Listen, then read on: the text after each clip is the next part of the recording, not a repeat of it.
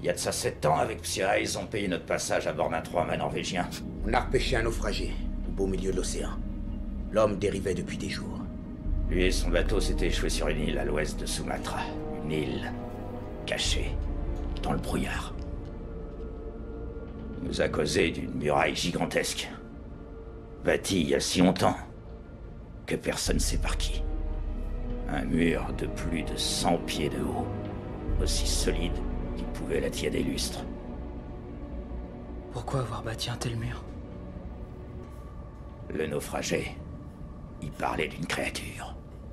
Ni homme, ni animal, mais une bête monstrueuse qui vit derrière cette immense muraille.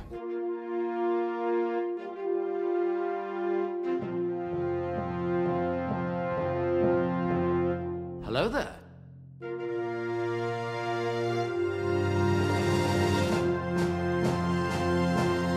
You take the red pill.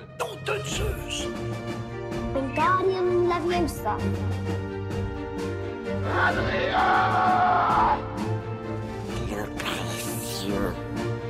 Get away from her, you bitch! What? Too close? Hasta la vista, baby. Salut mes petites 9e merveilles du monde et bienvenue dans La Saga, le podcast qui analyse toutes les sagas du cinéma, un film à la fois. Je suis Sofiane Haït Kong et avec mes invités, nous allons nous pencher sur le dernier remake en date de King Kong, celui de Peter Jackson réalisé en 2005. Et pour m'accompagner, une habituée de mes podcasts qui est en train de rigoler à ma blague que j'ai dit hey, King Kong, c'est pas ça? Non, je suis c'est le chat désolée, qui te fait mais- rire, c'est quoi? En fait, ton chat vient de griffer Yannick. Méchamment? Non, ça va. Ça va, Méchant Non, mais c'est de l'amour, ça, c'est de l'amour. C'est de l'amour. Il a voulu faire sa pelote sur Yannick, c'était très mignon. Ce n'est pas une attaque de kaiju, hein, Non, c'est juste... non. Coucou Océane. Coucou, pardon. Qu'est-ce que c'est King Kong pour toi? C'est un gros singe.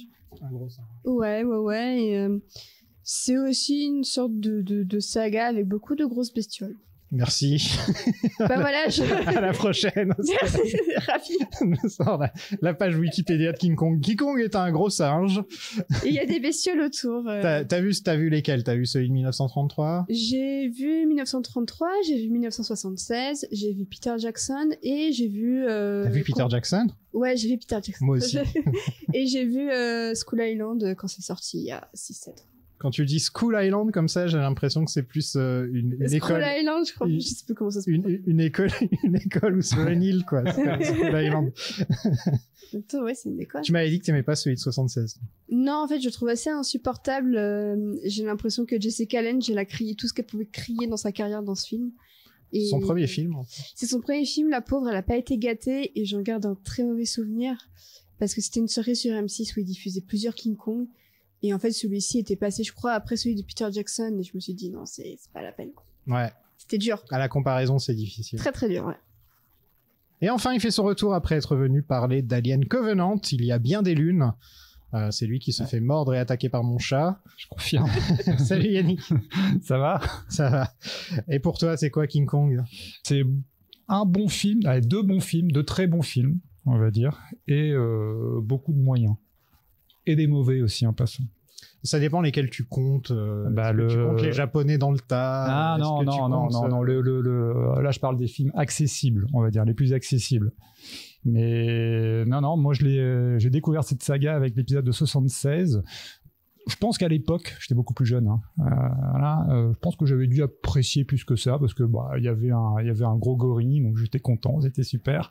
Et puis après, en voyant celui de 33 déjà, et après celui de Jackson, bien évidemment, je me suis dit mais finalement, est-ce que celui de 76 n'était pas mauvais, tout simplement, hein? En fait. En fait, est-ce que mettre King Kong dans une pompe à essence, est-ce que c'est une bonne idée? Je pense qu'on a tous la réponse. On a tous la même réponse. Est-ce que ça garde de sa magie si tu mets King Kong dans une pompe à essence? Et donc, t'as vu ensuite celui de 33 et... Celui de 33, celui de Jackson, je pense. Non, j'avais vu aussi donc la suite donc de celui de 76 qui est sorti quelques années après et qui est on en King parlait tout à Kong l'heure. 2. Voilà, qui est une purge totale que j'ai revu il y a quelques années et étonnamment c'est toujours aussi mauvais. C'est encore plus mauvais, je pense. Encore plus mauvais à chaque visionnage. Je pense que ce film est plus mauvais. que la précédente fois. Je l'ai trouvé surtout très chiant. C'est avec chiant, c'est des mauvais, petits quoi. moments nanardesques par-ci Ah oui. par-là. Ah oui. Je l'ai regardé avec des auditeurs sur Discord et on s'est pas forcément marré. Tu vois, c'était Non. pas forcément le meilleur film qu'on a regardé. Sachant que je leur avais fait regarder Le Fils de Kong 2 semaines avant. que j'ai pas vu. Je crois que c'est le seul. Il est C'est le pas seul de la bon saga que j'ai pas vu. Ouais. Il est pas bon du tout non plus. Donc King Kong 2 pour les gens qui savent pas. Donc il y a Linda Hamilton. Voilà, déjà, faut savoir. En gros, King Kong n'est pas mort à la fin de King Kong 76. Comme quoi, hein. Il a beau s'être pris quand même pas mal de bastos. et être Somehow, tombé. Kong has returned. Exactement. Voilà. Kong est en vie. Et le moyen de le faire vivre, c'est de lui mettre un faux cœur. Et donc, ils font une opération à cœur ouverte sur Kong. C'est Tony Stark, le... Et surtout, quand ils attrapent, ils récupèrent le cœur de Kong. C'est avec une sorte de grue géante et ça ressemble un peu à la pince de Toy Story, tu vois. Genre, ils vont chercher le cœur. Le grappin, voilà, la pince de... Et ça fait... Donc, il y a ça. Et à un moment, il y a un aventurier qui, je sais pas trop où, dans la jungle. Et paf, il tombe sur une femelle Kong. Alors que jusqu'à présent, on savait même pas que King Kong existait, hein, je veux dire. Et Oui. donc, dans une autre forêt, il y a juste une femelle Kong, qui est King Kong un peu plus petit et avec des seins, bien sûr. Et Pour un donc, public américain à la base. voilà. Et c'est toujours du Dino De Laurentiis, hein, voilà, Oui, voilà, voilà, ça reste de la qualité. Il faut que ce soit compréhensible. Exactement.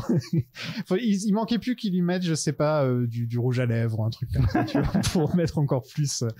Et donc, le but du film, c'est que tu suis l'histoire d'amour entre Kong et Lady Kong et Linda Hamilton et Guy Linda Hamilton. Guy Hamilton, on va l'appeler. Merde, c'est déjà un mec qui existe. Oui. Mais bon, c'est pas grave. On va l'appeler Guy Hamilton. Et en fait, par exemple, quand Guy Hamilton il va offrir des fleurs à Linda Hamilton, dans la scène d'après, Kong il va offrir des fleurs à Lady Kong. Et pendant une bonne partie du film, ils refont ça. Lady Kong tombe enceinte très rapidement, hein, ça va super vite. Et à la fin, Kong meurt enfin. Enfin, on sait pas s'il y avait eu un 3, il serait peut-être revenu encore Sans une doute. fois, ils auraient fait une opération de je sais pas, de son pancréas cette fois. Et en tout cas, donc il y a un bébé Kong qui naît et le film se termine avec Kong qui a son fils sur lui et qui fait enfin il y a un petit côté je peux mourir heureux parce que j'ai vu mon fils. Et le film se termine sur cette image. Waouh. Et pas belle scène morale. C'est un roller coaster quoi. C'est vraiment tu sais pas Mais pourquoi sans t'as budget. signé mais voilà. Ouais, sans budget en plus quoi.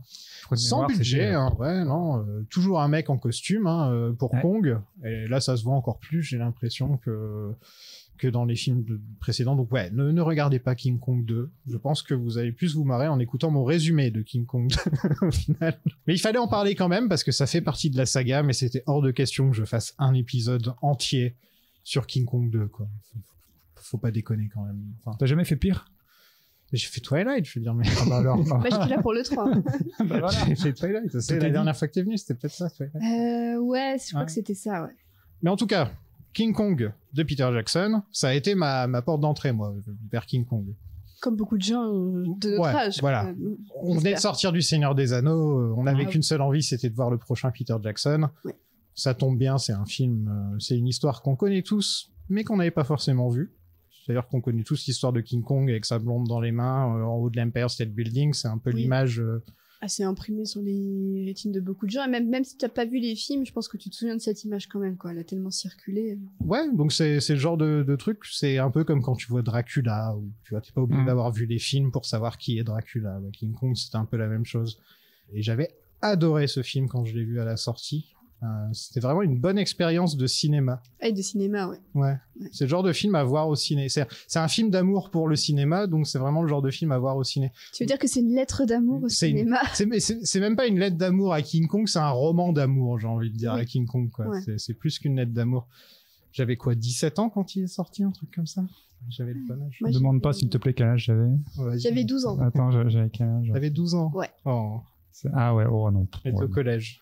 J'avais un peu plus. J'avais un peu plus.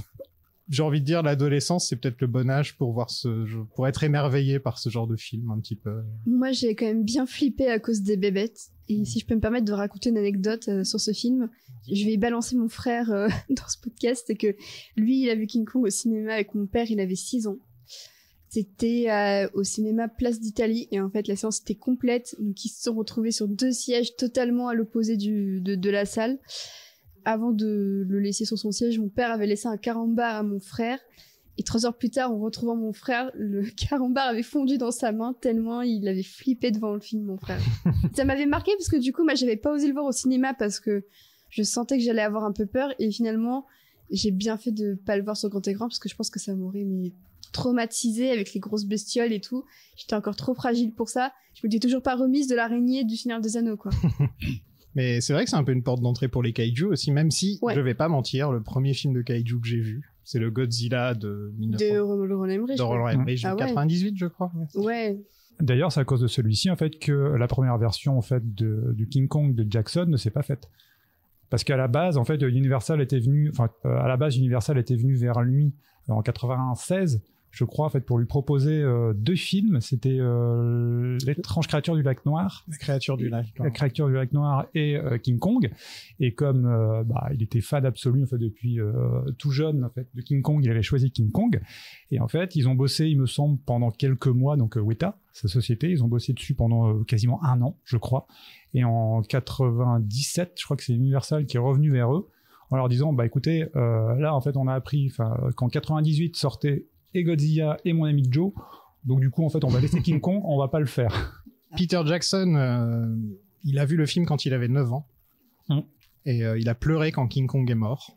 Qui n'a pas pleuré quand King Kong est mort? Et c'est à 13 ans qu'il a essayé de recréer le film avec la caméra Super 8 de ses parents. Donc vraiment, ça a été la passion d'une vie. Ça a toujours été son film préféré de tous les temps. Ça a toujours été King Kong. Il a même une collection d'objets en rapport avec King Kong, des films de 1932. Que tu vois, en fait, dont certains, en fait, que tu vois dans sa version. Il a mis une référence à Skull Island dans Brain Dead.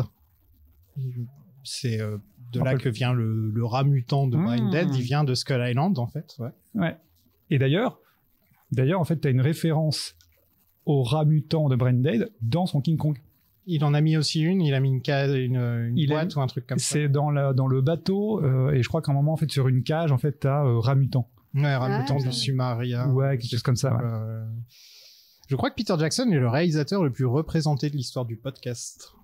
J'ai parlé de lui 9 fois.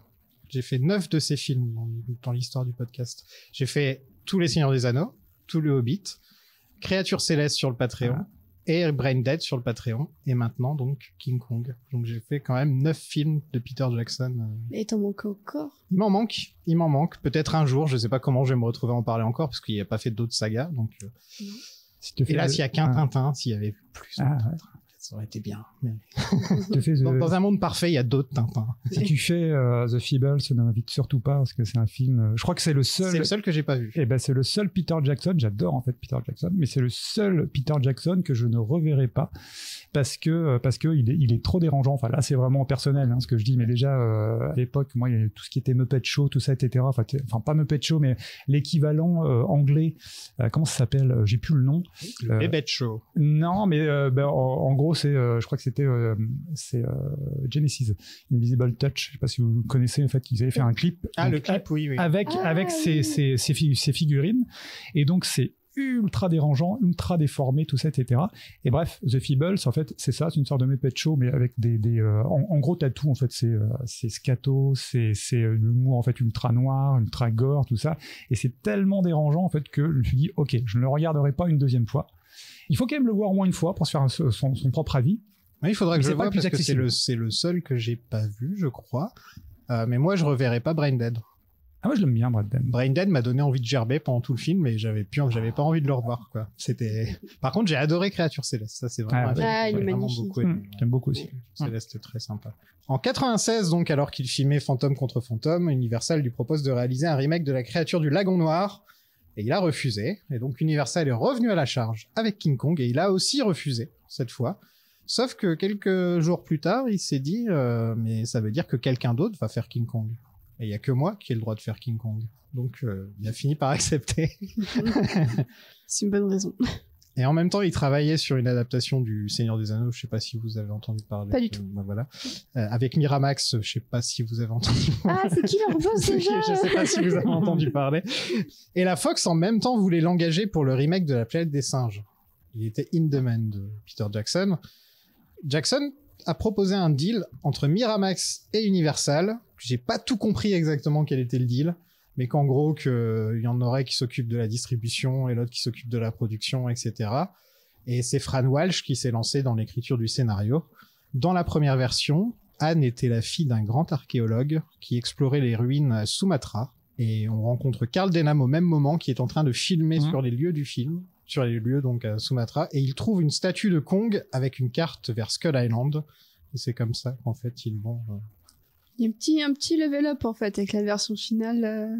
C'est essayer de compliquer un peu plus la situation. Ouais, je suis d'accord. Ouais. Enfin, en fait, je trouve que la simplicité ça ressemble au fils de Kong. Vous l'avez pas vu, mais le fils de Kong, il trouve une carte vers un trésor ou un truc comme ça. En fait, il y a un trésor à Skull Island et ils essaient de le trouver.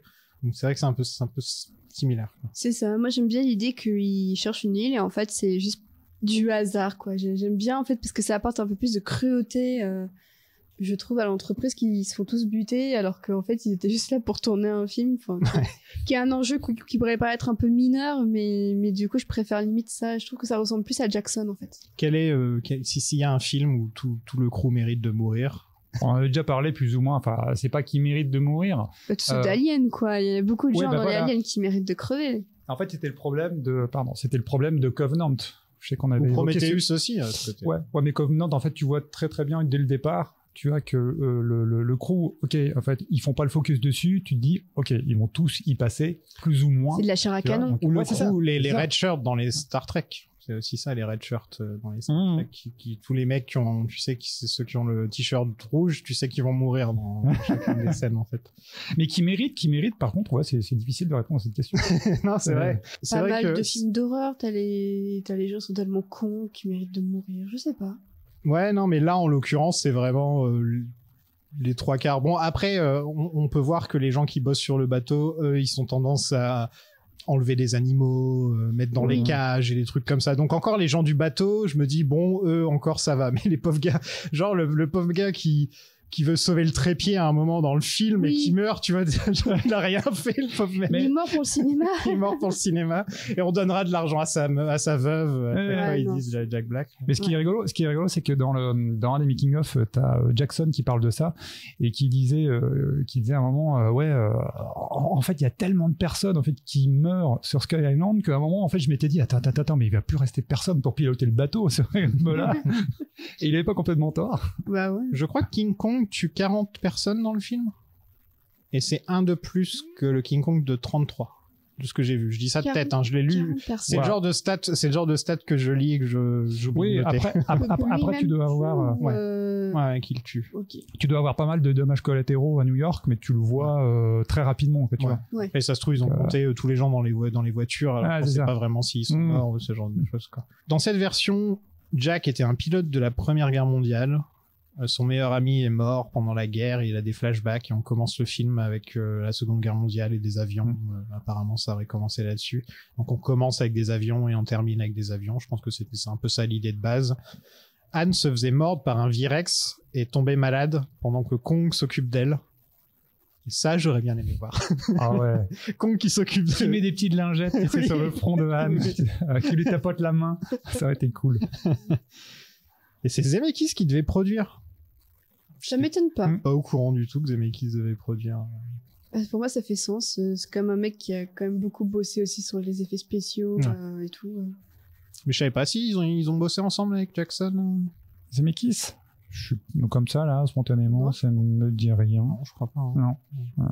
Jackson a proposé le rôle d'Anne à Kate Winslet. Oui. Sur le tournage de Titanic, il est allé la voir parce qu'ils avaient bossé ensemble sur Créature Céleste, où elle est excellente. De toute façon, Kate Winslet, je trouve difficile de trouver un film où elle est mauvaise en fait. Kate Winslet. Ça aurait été un bon cast entre nous. Hein.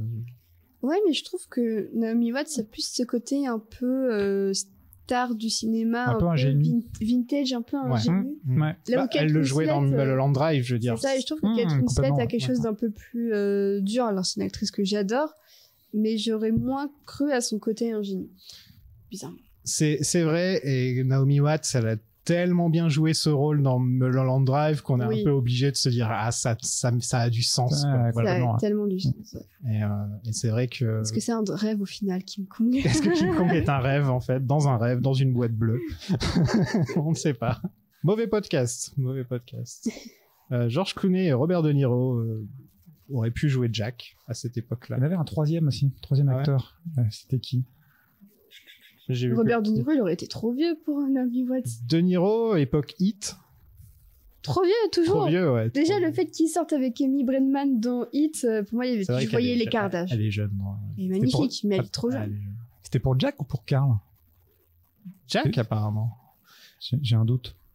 Ah, peut-être. Non, parce que Carl a toujours été écrit comme une sorte d'Orson Welles, donc je pense pas qu'ils avaient forcément le George Clooney en tête, quoi, pour ce genre de rôle. Mais c'est possible que je me sois trompé. Non, Ce non, serait non, pas non. la première fois. Non, parce que ça a du sens, du coup, effectivement, ce que vous dites. S'il avait opté, en fait, pour De Niro, tu te dis autant Clooney.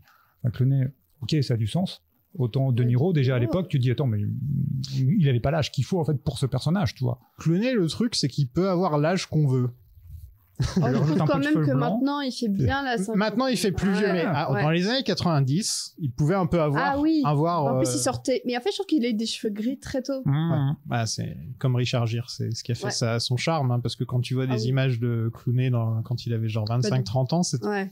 Même Dans l'attaque dans des- l'urgence, il est très bien. Dans les Oceans, il est. Il a pas un seul cheveu blanc dans l'urgence. mais dans l'attaque Quand il des. revient, des quand tomates, il revient peut-être, sur à son la fin. caméo, ouais, si, il y en a. Ah, Ouais. C'est quoi le film, La Revanche des tomates? L'attaque des tomates. tueuses. L'attaque des tomates tueuses, où tu le vois, il a vraiment une dégaine. Ouais. Et le film a été mis en pause, donc comme tu le disais, à cause de la sortie de Godzilla, de La Planète des Singes, de Mon ami Joe.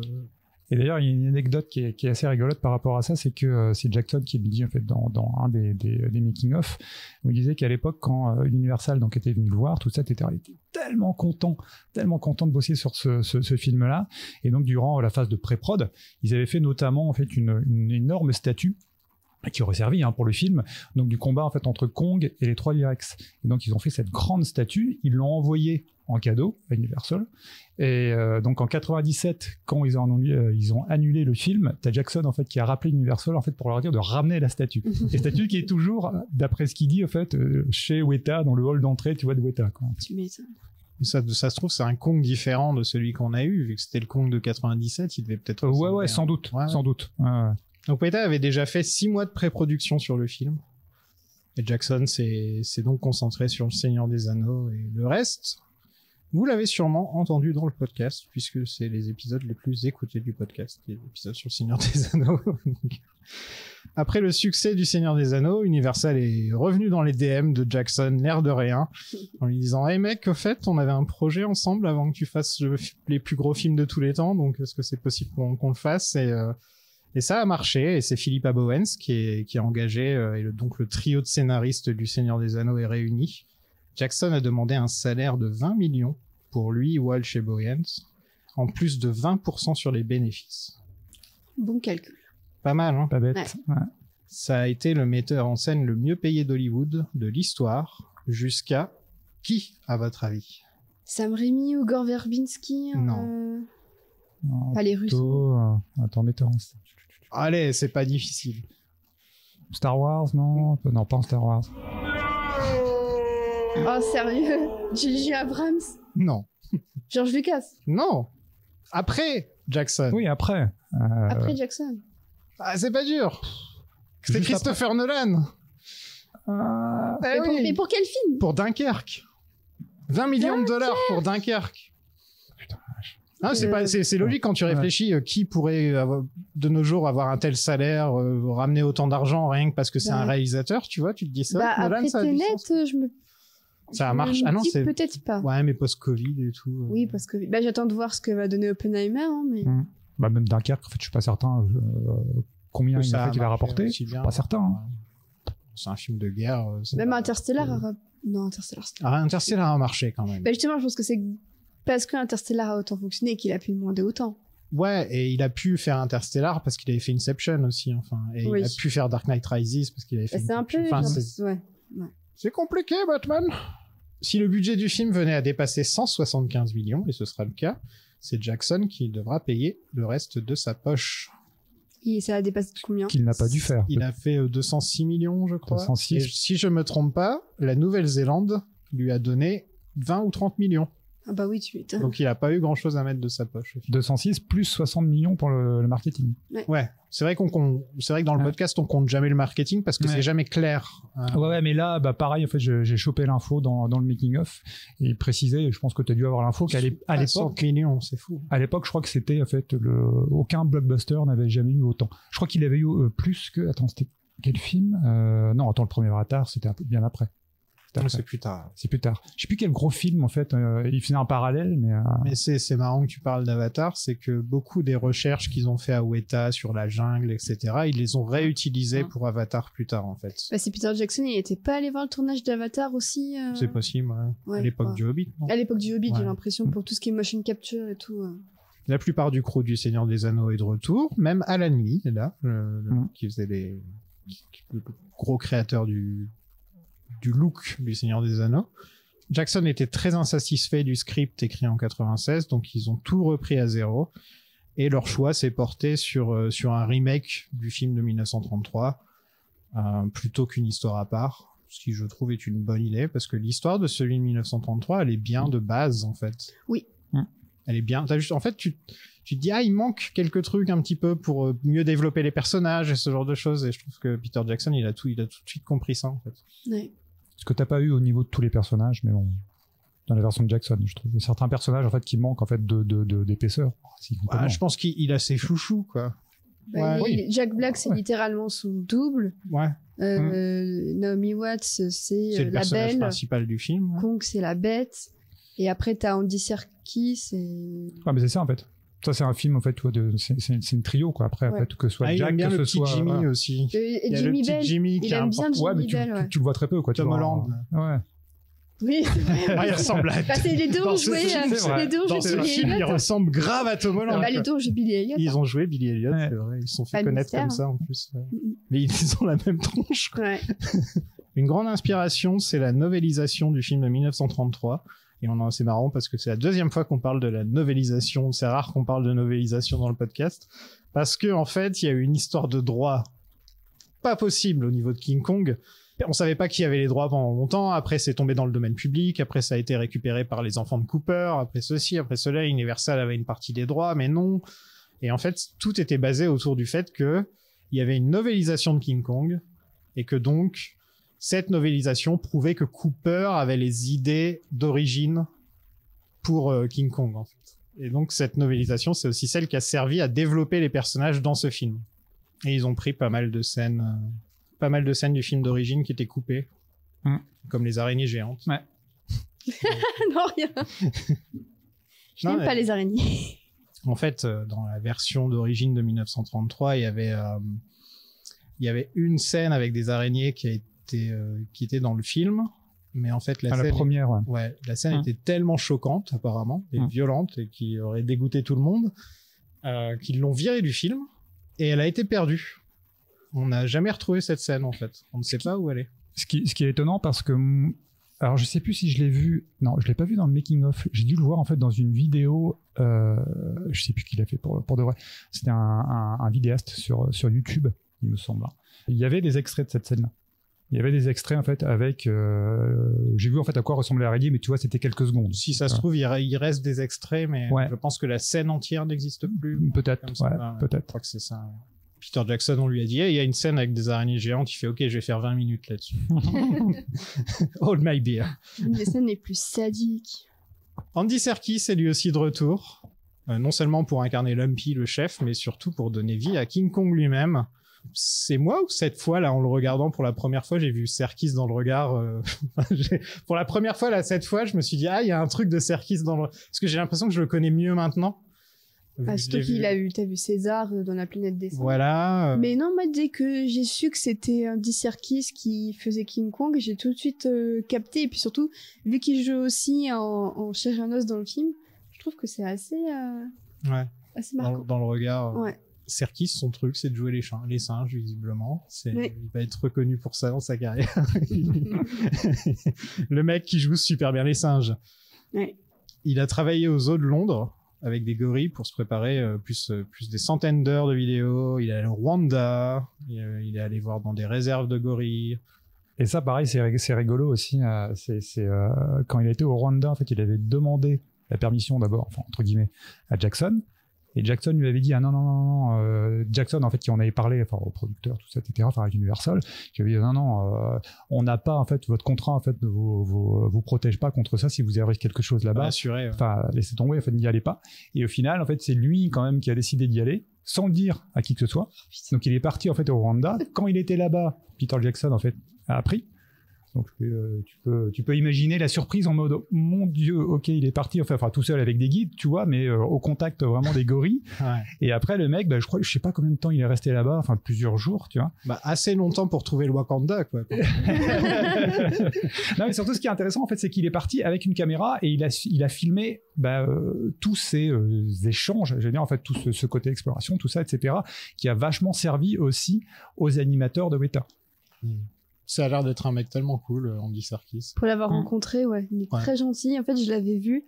Il était venu à Paris pour le dernier Planète des Singes. Et c'était une sorte de masterclass après le film. Et en fait, c'est une question toute banale d'un journaliste qui dit comment sur ce film vous avez travaillé la voix de César par rapport à celle de Gollum et tout ça.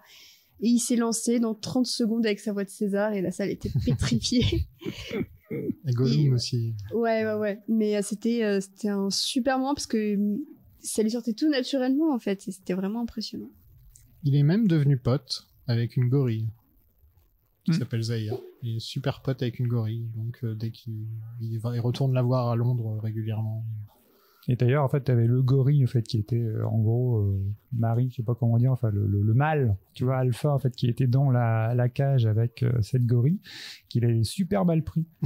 Et tu le vois toujours dans ce making-of où il est, ça a été filmé, quoi.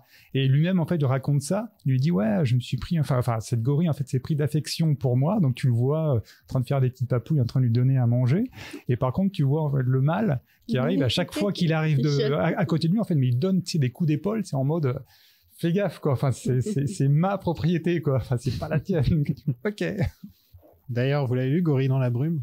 Ouais. Là, il y a les scènes de Sigourney Weaver avec les gorilles et tout, c'est impressionnant. Ouais, il faudrait que je revoie. C'était dans le sondage que j'ai fait pour le Patreon. Et ça a fini deuxième. Les gens ont choisi Rampage avec The Rock. Oh, putain. Les gens sont bêtes parfois. C'était Gorille dans la brume. Et j'aurais bien aimé revoir Gorille dans la brume. J'ai pas vu depuis longtemps. Il n'y a pas d'autres sagas avec des gorilles. La planète des singes au pire, voilà. Non, je vais pas faire la planète des singes sur le Patreon vu que je vais le faire un jour ici. Ah bah oui. Bah oui. Donc pareil pour Godzilla, ce genre de choses. Donc, planète des singes, ça va être drôle parce qu'il y a genre 6 ou 7 films originaux plus les 3 d'après. Ouais. Je vais les séparer. Celui qui arrive. Je pense que je vais les séparer. Il y en a un qui arrive. Il y en a un qui arrive. Ouais. Bien sûr. C'est pas un soft reboot ou un reboot encore. Si, de ce que j'ai compris, ouais. Mais il y a combien de singes sur cette planète? Beaucoup. C'est pas possible. Et comme pour Gollum, il a incarné le rôle donc 2 fois. D'abord sur le tournage avec Naomi Watts, puis ensuite devant des écrans verts, quoi. Et il avait 135 marqueurs sur le visage. C'est ce que j'aime bien quand on voit les images de tournage, c'est qu'il a des sortes de cannes sur les avant-bras. Et il marche comme ça, il marche comme un gorille. Ouais. C'est bien trouvé, hein, parce qu'il a vraiment, ça change sa posture, ça change sa manière de se tenir, il a le cul à l'arrière et tout comme ça. Et ça fait vraiment gorille. Ils ont bien, c'est une bonne idée, quoi. C'est pratique en plus, quoi. Et c'est rigolo de voir, je rebondis sur ce que tu disais tout à l'heure, quand il avait fait, en fait, une sorte de vocalise, là, avec Gollum, et quand tu le vois, en fait, sur le plateau de King Kong, c'est, en fait, la première fois, enfin, quand Kong, en fait, défonce la porte. Ouais. Juste avant en fait qu'il soit capturé, et là en fait il y a des moments en fait c'était filmé où donc c'est Andy Serkis qui est là et donc qui avait fait le cri lui-même en fait sur le plateau, donc ça avait été amplifié avec des appareils et franchement c'est super impressionnant déjà quand tu regardes ça, donc j'ose même pas imaginer pour les acteurs, les personnes qui étaient présentes sur place, parce que c'est vraiment, tu vois, en fait alors après comme il disait, ça m'a pété les cordes vocales pendant je sais pas combien de temps, parce qu'il se donne vraiment à 200% le truc, et c'est super impressionnant, quoi. J'ai lu que je crois que le cri de Kong c'est un lion inversé, quelque chose, ou un tigre. Un lion, et je crois qu'ils ont rajouté d'autres choses. Je sais plus s'il y a un chien. C'était plus compliqué pour le premier film. Celui de 1933, ils avaient mélangé plein de trucs, alors que pour celui-là, apparemment, c'était assez simple. C'est un lion ou un tigre allemand. Ouais, il y a 2-3 trucs, je crois, mais. On a Howard Shore de retour à la musique, temporairement, parce qu'il s'est barré avant la fin de la production, Oui. pour différents créatifs avec Jackson. Et j'ai cherché, et j'ai trouvé pas vraiment de grosses réponses en dehors de différents créatifs. Oui, comme il en arrive plein. Ouais, mais ils venaient quand même de gagner plein d'Oscars ensemble avec la trilogie du Seigneur des Anneaux. Enfin, ils avaient quand même un lien, j'ai l'impression, qui commence à être vraiment fort. Et donc, je sais pas ce qui s'est passé. Après, je pense que ça devait pas être si grave que ça, parce que Shore, en fait, tu le revois à la fin du film, en fait, c'est lui le chef d'orchestre, tu sais, à New York. Ouais, ils avaient déjà tourné les scènes. Ils sont restés potes, non? Je sais pas. Différents créatifs, il est parti et c'est James Newton Howard qui le remplace et qui a eu 2 mois pour finir le score. Qui a dû tout faire en 2 mois. Mais il est parti quand? Il est parti à quel moment, en fait, de la... Bah, il s'est barré, il avait déjà fait apparemment, peut-être 80% du score, il avait déjà fait, quoi. Ah. Donc c'est étrange. Après, je sais pas, ouais, je pense que le score, en fait, il l'a fait après, en fait, que tout était filmé. Oui. C'est pour ça, en fait, que je te dis... Ouais. Ah oui, parce Ok. qu'il a besoin des Donc, images pour ouais. faire la musique. Donc, ouais. Ce qui n'est pas toujours le cas. Ce qui est pas toujours le cas, mais c'est ce qu'ils font la plupart du temps. Ok. Ouais. Oui, donc, ok. Le fait qu'il soit à la fin, c'est... Donc c'est pour ça, logique. il s'est le fait, je sais pas, parce que en plus quand tu vois les images d'archives, il a le sourire avec Peter Jackson, parce que Peter Jackson faisait encore un journal De bord, ouais. un journal de bord toutes les 2 semaines, Ouais. il postait quelque chose, et tu le voyais avec Howard Shore, grand sourire, et l'épisode d'après, c'est genre, bon, bah maintenant on fait ça avec James Newton Howard, voilà, c'est parti, et je l'ai jamais rencontré, je vais lui parler là maintenant sur Skype pour la première fois, il dit comme ça, tu te dis, qu'est-ce qui s'est passé, quoi? C'est le genre de mystère, ça c'est un mystère pour moi, j'arrive pas à comprendre ce qui s'est Et c'est vrai que ceci dit, maintenant que tu le dis, dans le making-of, là, dont j'ai parlé plusieurs fois déjà, je crois que c'est un making-of de 3 heures, un truc comme ça, hein. Enfin, c'est super long, super intéressant, et t'as quasiment pas de partie sur la musique. Il évoque. C'est rare. Ouais, complètement. Il l'évoque, mais ça doit pas durer, je pense, plus de 2 minutes, que tu vois. Ouais, il a fait le Hobbit. Oh, Après, c'était ouais. pas grand chose. Ouais, ils sont rabibochés. Ils sont rabibochés, ouais, Ouais. très certainement. Il a fait Spotlight aussi. Ok. Il a fait pas mal de Cronenberg aussi. Ouais, récent. c'est deux réalisateurs. Son nouveau buddy. Ouais. Mais en vrai, donc voilà. Bon, ils sont rabibochés. Tout va bien, qui finit bien, voilà. Et c'est James Newton Howard qui se retrouve être la meuf de remplacement pendant quelques mois. Et c'est aussi l'époque où Peter Jackson a perdu beaucoup de poids. Ouais. Mais genre vraiment Il beaucoup était de poids. squelettique. Et donc, il y avait une sorte de légende urbaine à l'époque qui disait que le tournage était tellement catastrophique Ouais. et stressant pour lui Ouais. qu'il avait fondu comme ça, en fait. Et qu'après, il a regagné ce poids. Ouais. Un Et peu. en fait, non, la raison, c'est qu'il avait fait de la diète et qu'il mangeait bien et il faisait du sport et donc il a perdu du poids. Le tournage n'était pas du tout stressant. Il l'a dit, hein, surtout comparé à ce qu'il a vécu plus tard avec le Hobbit, j'imagine qu'il n'y a pas photo au niveau Ouais. de l'ambiance, quoi. Après, apparemment, en fait, il a quand même précisé que le tournage de King Kong, alors je sais pas si c'est d'un pur point de vue plan à effets spéciaux, je pense pas que, peut-être des décors qu'ils avaient créés aussi, avait été beaucoup plus compliqué en fait que les 3 films Seigneur des Anneaux réunis, les 3 premiers. Il y a beaucoup plus de plans d'effets spéciaux que les 3 films réunis et il y a même beaucoup plus de films aussi utilisés Aussi. que dans les 3 films réunis. Alors que le Seigneur des Anneaux, c'est quand même pas... C'est 10 heures quasiment. C'est plus de 10 heures. Ah, oui, il a filmé... En fait, je crois que de tout ce qu'il a filmé, il doit y avoir 20% dans le film ou un truc comme ça, de toutes les prises différentes, de angles différents qu'il a dû faire dans le film. Et ça se ressent. J'ai découvert la version longue pour la première fois, là, L'excellente version. que moi j'ai trouvé soporifique et limite... je sais pas, limite c'était un peu too much Jackson, trop de Jackson pour moi, tu vois. Alors que j'adore, hein. Et c'est marrant parce que ça m'a fait penser à la bataille des 5 armées, où c'est un film où il y a pas grand chose sur le scénario, il sait pas trop quoi faire avec, Mais alors il se dit pas je vais faire des scènes d'action, d'aventure, de machin, enfin il va se passer il va te mettre plein de trucs dans la gueule en fait, quoi, pendant le film. Et là c'est pareil avec la version longue, tu sens que, enfin il a coupé, je veux dire, par rapport à la version d'origine, énormément de trucs avec des bestioles, hein. C'est Oui. tous les dinosaures, tous les trucs comme ça. Est-ce que chaque scène avait besoin de faire 10-15 minutes à chaque fois? Je suis pas sûr, quoi. Bah, après, ça rajoute aussi en fait au côté, tu vois, aventureux de l'histoire. Moi, je trouve en fait que ça fait, enfin, c'est un tout homogène. Moi, j'avoue en fait que la version que j'ai adorée parce que tout ce qui est, tu me donnes en fait des créatures, tout ça, etc. Moi, je suis trop content. Donc, du coup, effectivement, tu peux avoir la scène notamment du radeau, de la rivière. Elle est longue. Moi, je l'ai kiffé, quoi, tu vois. Mais je peux comprendre effectivement qu'on trouve ça un petit peu long parce que je crois que la version longue, elle dure plus de 3 heures. Il me semble. Déjà, le film en lui-même. Elle dure 3h20. Ouais, oui, plus de 3 heures, ouais. Elle dure Le film en 3h20. lui-même, il dure 3 J'ai heures, pas vu le quasiment. temps passer. Et tu vois, la version longue du Seigneur des Anneaux, étant donné que c'est des scènes régulièrement qui sont prises du livre et que tu te dis, ah, c'est dommage qu'ils les aient enlevées ou ce Ouais. genre de choses, tu vois que la version longue, ça ajoute beaucoup. Par exemple, quand tu vois que dans Le Retour du Roi, la version ciné, on voit pas Christopher Lee, Non, on le voit pas. Alors qu'il est dans la version Voilà. longue. par exemple. Au tout tu vois. début, C'est juste un petit exemple comme ça, tu vois pas Christopher Lee. Ouais. Et tu sais pas ce qui arrive à Saruman, en fait. Ouais. Un budget de 207 millions. Et ça a fait 562 millions au box-office. C'est rentable en même temps. qui est pas si énorme que C'est ça, pas quand même. énorme. énorme, non. C'est pas Surtout si tu ajoutes Ouais. le budget promo. Ouais. Ouais, parce que c'est ça, c'est 260.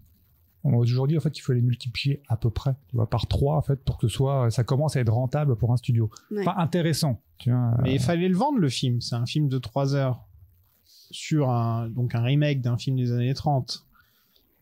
Ouais, mais c'est On quand se même. dit c'est un film de 3 heures sur un gros singe. Tu vois, enfin, Ouais, je mais le dis c'est- juste comme ça. Que, tu vois, je sais que toi, c'est le meilleur truc qu'on puisse te dire. Mais Mais il y a des je veux dire, dinosaures aussi. Enfin, je me il y a souviens pas des de affiches. il y a pas de grande star. Alors, ouais. tu Bah, vois. Adrien Brody était le plus connu, quoi. Adrien Brody était connu, mais je veux dire, c'était surtout pour le pianiste. Le pianiste, C'était pas encore, c'était pas une action star. C'était pas encore le Rasta. donc, Naomi ouais, Watts, elle sortait plus de films. Elle avait pas encore fait que Ring et les trucs comme ça à cette époque-là. Si, Si, elle avait déjà si. fait Ring, donc elle commençait déjà à se faire un petit nom. Elle avait fait 21 grammes aussi. Oui. Elle avait déjà un Bah, petit. Mulholland Drive. Mais c'est pas des grands noms Non. quoi, tu vois. Même Jack Black, hein. C'était pas encore, il n'y avait pas Non, encore Rock Jack Black, Academy. il y a pas le Enfin, si, il y avait Rock, déjà eu Rock Academy, mais c'était. Maintenant, ils peuvent te vendre un film en te disant, il y a Jet Black qui chante dedans et les gens vont le voir, tu vois. Alors qu'à l'époque, je sais Parce pas. que c'est le meilleur moment de Super Mario, c'est sa chanson. C'est pas dur. Ou même une c'est pas- série Marvel. Hein. Non, une série Star Wars. Attends, c'est dans quoi en fait, Dans on voit, Mandalorian avec. Mandalorian, les- voilà. Parce que tu parles que tu es intelligent. On parle pas de Star Wars, putain. C'est la seule règle du podcast. Ouais, bah, je suis désolé. C'est trop tard. 2 fois l'erreur, c'est 2 fois. 3 victoires aux Oscars. Meilleur montage sonore, meilleur mixage sonore et meilleurs effets spéciaux. Donc, Et quand même, j'espère bien. truc technique, ouais, ça aurait été quand même un peu. Ça aurait été un peu bizarre. Ouais. J'ai juste regardé ce qu'il y avait aux Oscars la même année. Il y en a que 3 qui sont nommés en meilleurs effets spéciaux. C'est King Kong, Narnia et La Guerre des Mondes. Même pas Harry Potter 4. Non. Que je trouve être un des plus réussis en matière d'effets spéciaux. Pourtant, il y a Dobby et tout. Non, c'est pas assis avec Dobby. Pas Hein. encore Dobby. C'est assis avec le dragon, Ouais. littéralement. Il y a un dragon dans Harry Potter ou tu me mens là? Il y a des dragons dans Harry C'est Potter. ça, ouais. Il y a même Elle 4. se fout de ma gueule. Elle se fout de ma gueule. Il y a... Non, dans celui-là, il y a un dragon. Ouais. Attends, t'avais la revanche des Sith aussi qui est sortie en 2005. Mais Ils c'est pas sont- possible! Ils ont nommé que 3 films cette année-là. En fait, ils ont rien vu du tout. Je veux pas comprendre. Et dans l'épisode C'est pas précédent, moi. c'était pareil, ils faisaient. Et puis il y a eu qui est sorti. Tu sais, ils essayaient d'esquiver, d'essayer. Non, on parle pas de Star Wars. C'est tout. Non, mais ceci dit, pour Batman Begins est sorti en 2005. ouais, pour rester sur les effets spéciaux, ça aurait été intéressant, tu vois, de voir à quoi il aurait ressemblé le film s'il était sorti en 98, du coup, enfin 97-98, sachant que là, version 2005, a profité en fait de ce qu'ils avaient fait sur Le Seigneur des Anneaux. Ouais. Toi, notamment avec comment il s'appelle, c'est Massive. Non, pas Massive. Si Massive, tu sais, le logiciel qu'ils avaient développé Ah oui, c'est ça. pour Merci. gérer en fait les foules. Ouais. Donc, qui réutilise aussi notamment en fait dans les scènes de New York. Vous savez donc que Batman Begins est sorti en 2005. Oui. Voilà. Depuis, on a eu 2 films King Kong. Oui. On a eu 5 ou 6 Batman depuis. Oui. Tu comptes les Lego dedans? Mais c'est fou.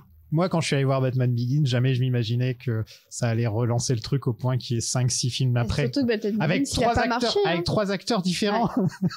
Parce que Begins, il a pas forcément fonctionné de ouf, quoi. Heureusement, il n'y a pas une règle. New York des années 30, en plein dans la dépression, un peu comme moi. La musique joyeuse d'Al Johnson sur... C'est marrant, ça commence avec I'm Sitting on Top of the World d'Al Johnson. Et lui était essentiellement connu pour son blackface. C'est Oui. le blackface le plus connu du monde. Et surtout, c'est le premier à avoir joué dans un film où il y avait du son. Le chanteur de jazz. Le chanteur de jazz, voilà, c'était l'acteur principal du chanteur de jazz. Donc il représente parfaitement son époque, et de commencer avec lui, en plus avec des paroles I'm sitting on top of the world, qui est exactement la fin de King Kong. Ouais. Je trouve que c'est très très bien trouvé de la part de Jackson. C'est un très bon choix au niveau de la musique. Ouais. Et c'est assez marrant de voir que en 2005, on n'était pas si loin de la crise des subprimes. Et en fait, ça m'a fait penser au fait que le film se déroule pendant la Grande Dépression, et tu vois quand même des studios qui tentent un peu de faire des films, et qu'en 2008, ça a vraiment été une énorme galère aussi, entre les subprimes, les grèves des scénaristes et tout ça. Et je trouvais le parallèle assez intéressant au final de comment tu fais de l'art alors que le monde entier se casse la gueule financièrement. Ouais, et puis comment on est dans une boucle. Que dans une boucle, ouais. On est dans une boucle, en fait. Complètement. Les années 30, on les revivra tous les 100 ans. Tu vois, c'est vraiment... Bah, c'est clairement ça, ouais. Et oui, en plus, il se fait un plaisir fou à filmer les high-rise et à descendre et à montrer vraiment les gens dans la rue qui vont à la soupe populaire pour se nourrir. Et en gros, il prend un concept qui était déjà dans le premier King Kong. Dans le premier King Kong, il y avait déjà ça. C'est-à-dire qu'elle galérait à se trouver de l'argent parce qu'il y avait la dépression et ce genre de truc. Il l'a pris et il l'a vraiment étiré, et il en a fait vraiment un des thèmes du début du film, en tout cas, qui est une très bonne idée, je trouve, pour te lancer dans le film, de te mettre que te dire qu'en fait, il le base dans le vrai. Oui, c'est un film avec un gros singe, mais il te base ça dans le vrai, quoi. Et surtout, il fait en sorte que tu comprennes que le focus, c'est pas seulement King Kong, c'est aussi elle. C'est elle qui se retrouve un peu au milieu de tout ça par hasard, alors qu'elle veut juste faire un film. Et il y a quelque chose d'assez tragique là-dedans, surtout qu'après, on lui colle l'image de la belle face à la bête que Jack Black fait, et qui est assez parlant. Et il y a quelque chose de très tragique dans ce personnage. Elle survit à la fin, mais une partie d'elle meurt en même temps que King Kong. Anne, c'est un personnage qui est pas forcément... On la voit au début assez heureuse, mais c'est un personnage qui est quand même un peu tragique, un peu triste comme personnage, en fait. Ouais. On sent qu'elle est pas forcément heureuse dans sa vie. Elle a des rêves. Elle a des rêves, ouais. Et elle a un peu moins... Dans le film d'origine, le personnage de Anne avait un peu des étoiles plein les yeux, etc. Et je trouve qu'elle le vend bien dans les moments où elle le doit, Naomi Watts, mais son personnage ne repose pas que là-dessus. Ouais. C'est con ce que je dis ? Non, c'est beau. C'est beau. Donc, elle se retrouve sans emploi, elle vole une pomme. Bon, ça, c'est un peu cliché, on va pas se mentir. Le coup du on vole une pomme. Qui est payée par Aladdin. Et qu'est-ce que vous pensez donc de Naomi Watts ? Moi, j'adore Naomi. C'est la spécialiste donc des rôles de jeunes actrices qui découvrent le monde. Oui. Et c'est aussi une actrice qui a joué dans 7 remakes. Elle a joué dans The Ring. Elle a joué dans 7... J'ai pas la liste. J'ai juste vu cette information qu'elle a joué dans 7 remakes. Bah, The Ring, Funny Games, donc King Kong. Ouais, je la vois bien jouer dans 7 remakes, ouais. Elle devait jouer dans le spin-off de Game of Thrones qui devait se passer super avant, et il paraît que c'était un cauchemar pas possible ce pilote, alors ils l'ont brûlé. Ils l'ont annulé. Ouais. Ils ont brûlé le pilote. Et je trouve qu'elle s'en sort très bien là où Jessica Lange, je pense, manquait un peu d'expérience sur le film de 76, c'est-à-dire que Naomi Watts, elle pourrait avoir ce côté un peu nunuche, blonde, un peu écervelée, qui se retrouve dans beaucoup de ce type de films. Et je trouve qu'elle arrive justement à éviter tous ces pièges, parce que très vite, sa relation avec King Kong, elle est basée sur une sorte d'équilibre. Et en fait, elle arrive à jouer comme si c'était un personnage normal et pas comme si elle était intimidée les 3/4 du temps.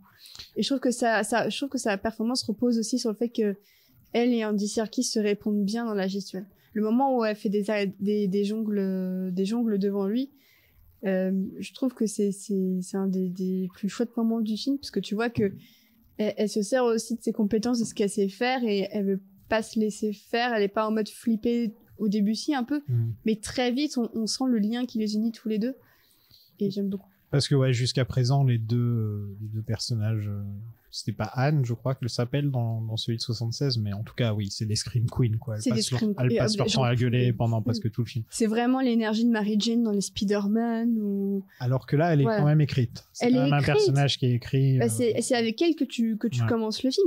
Ça aurait pu être avec Adrien Brody. Ça aurait été le truc naturel. C'est le lead masculin un peu plus connu que Naomi Watts.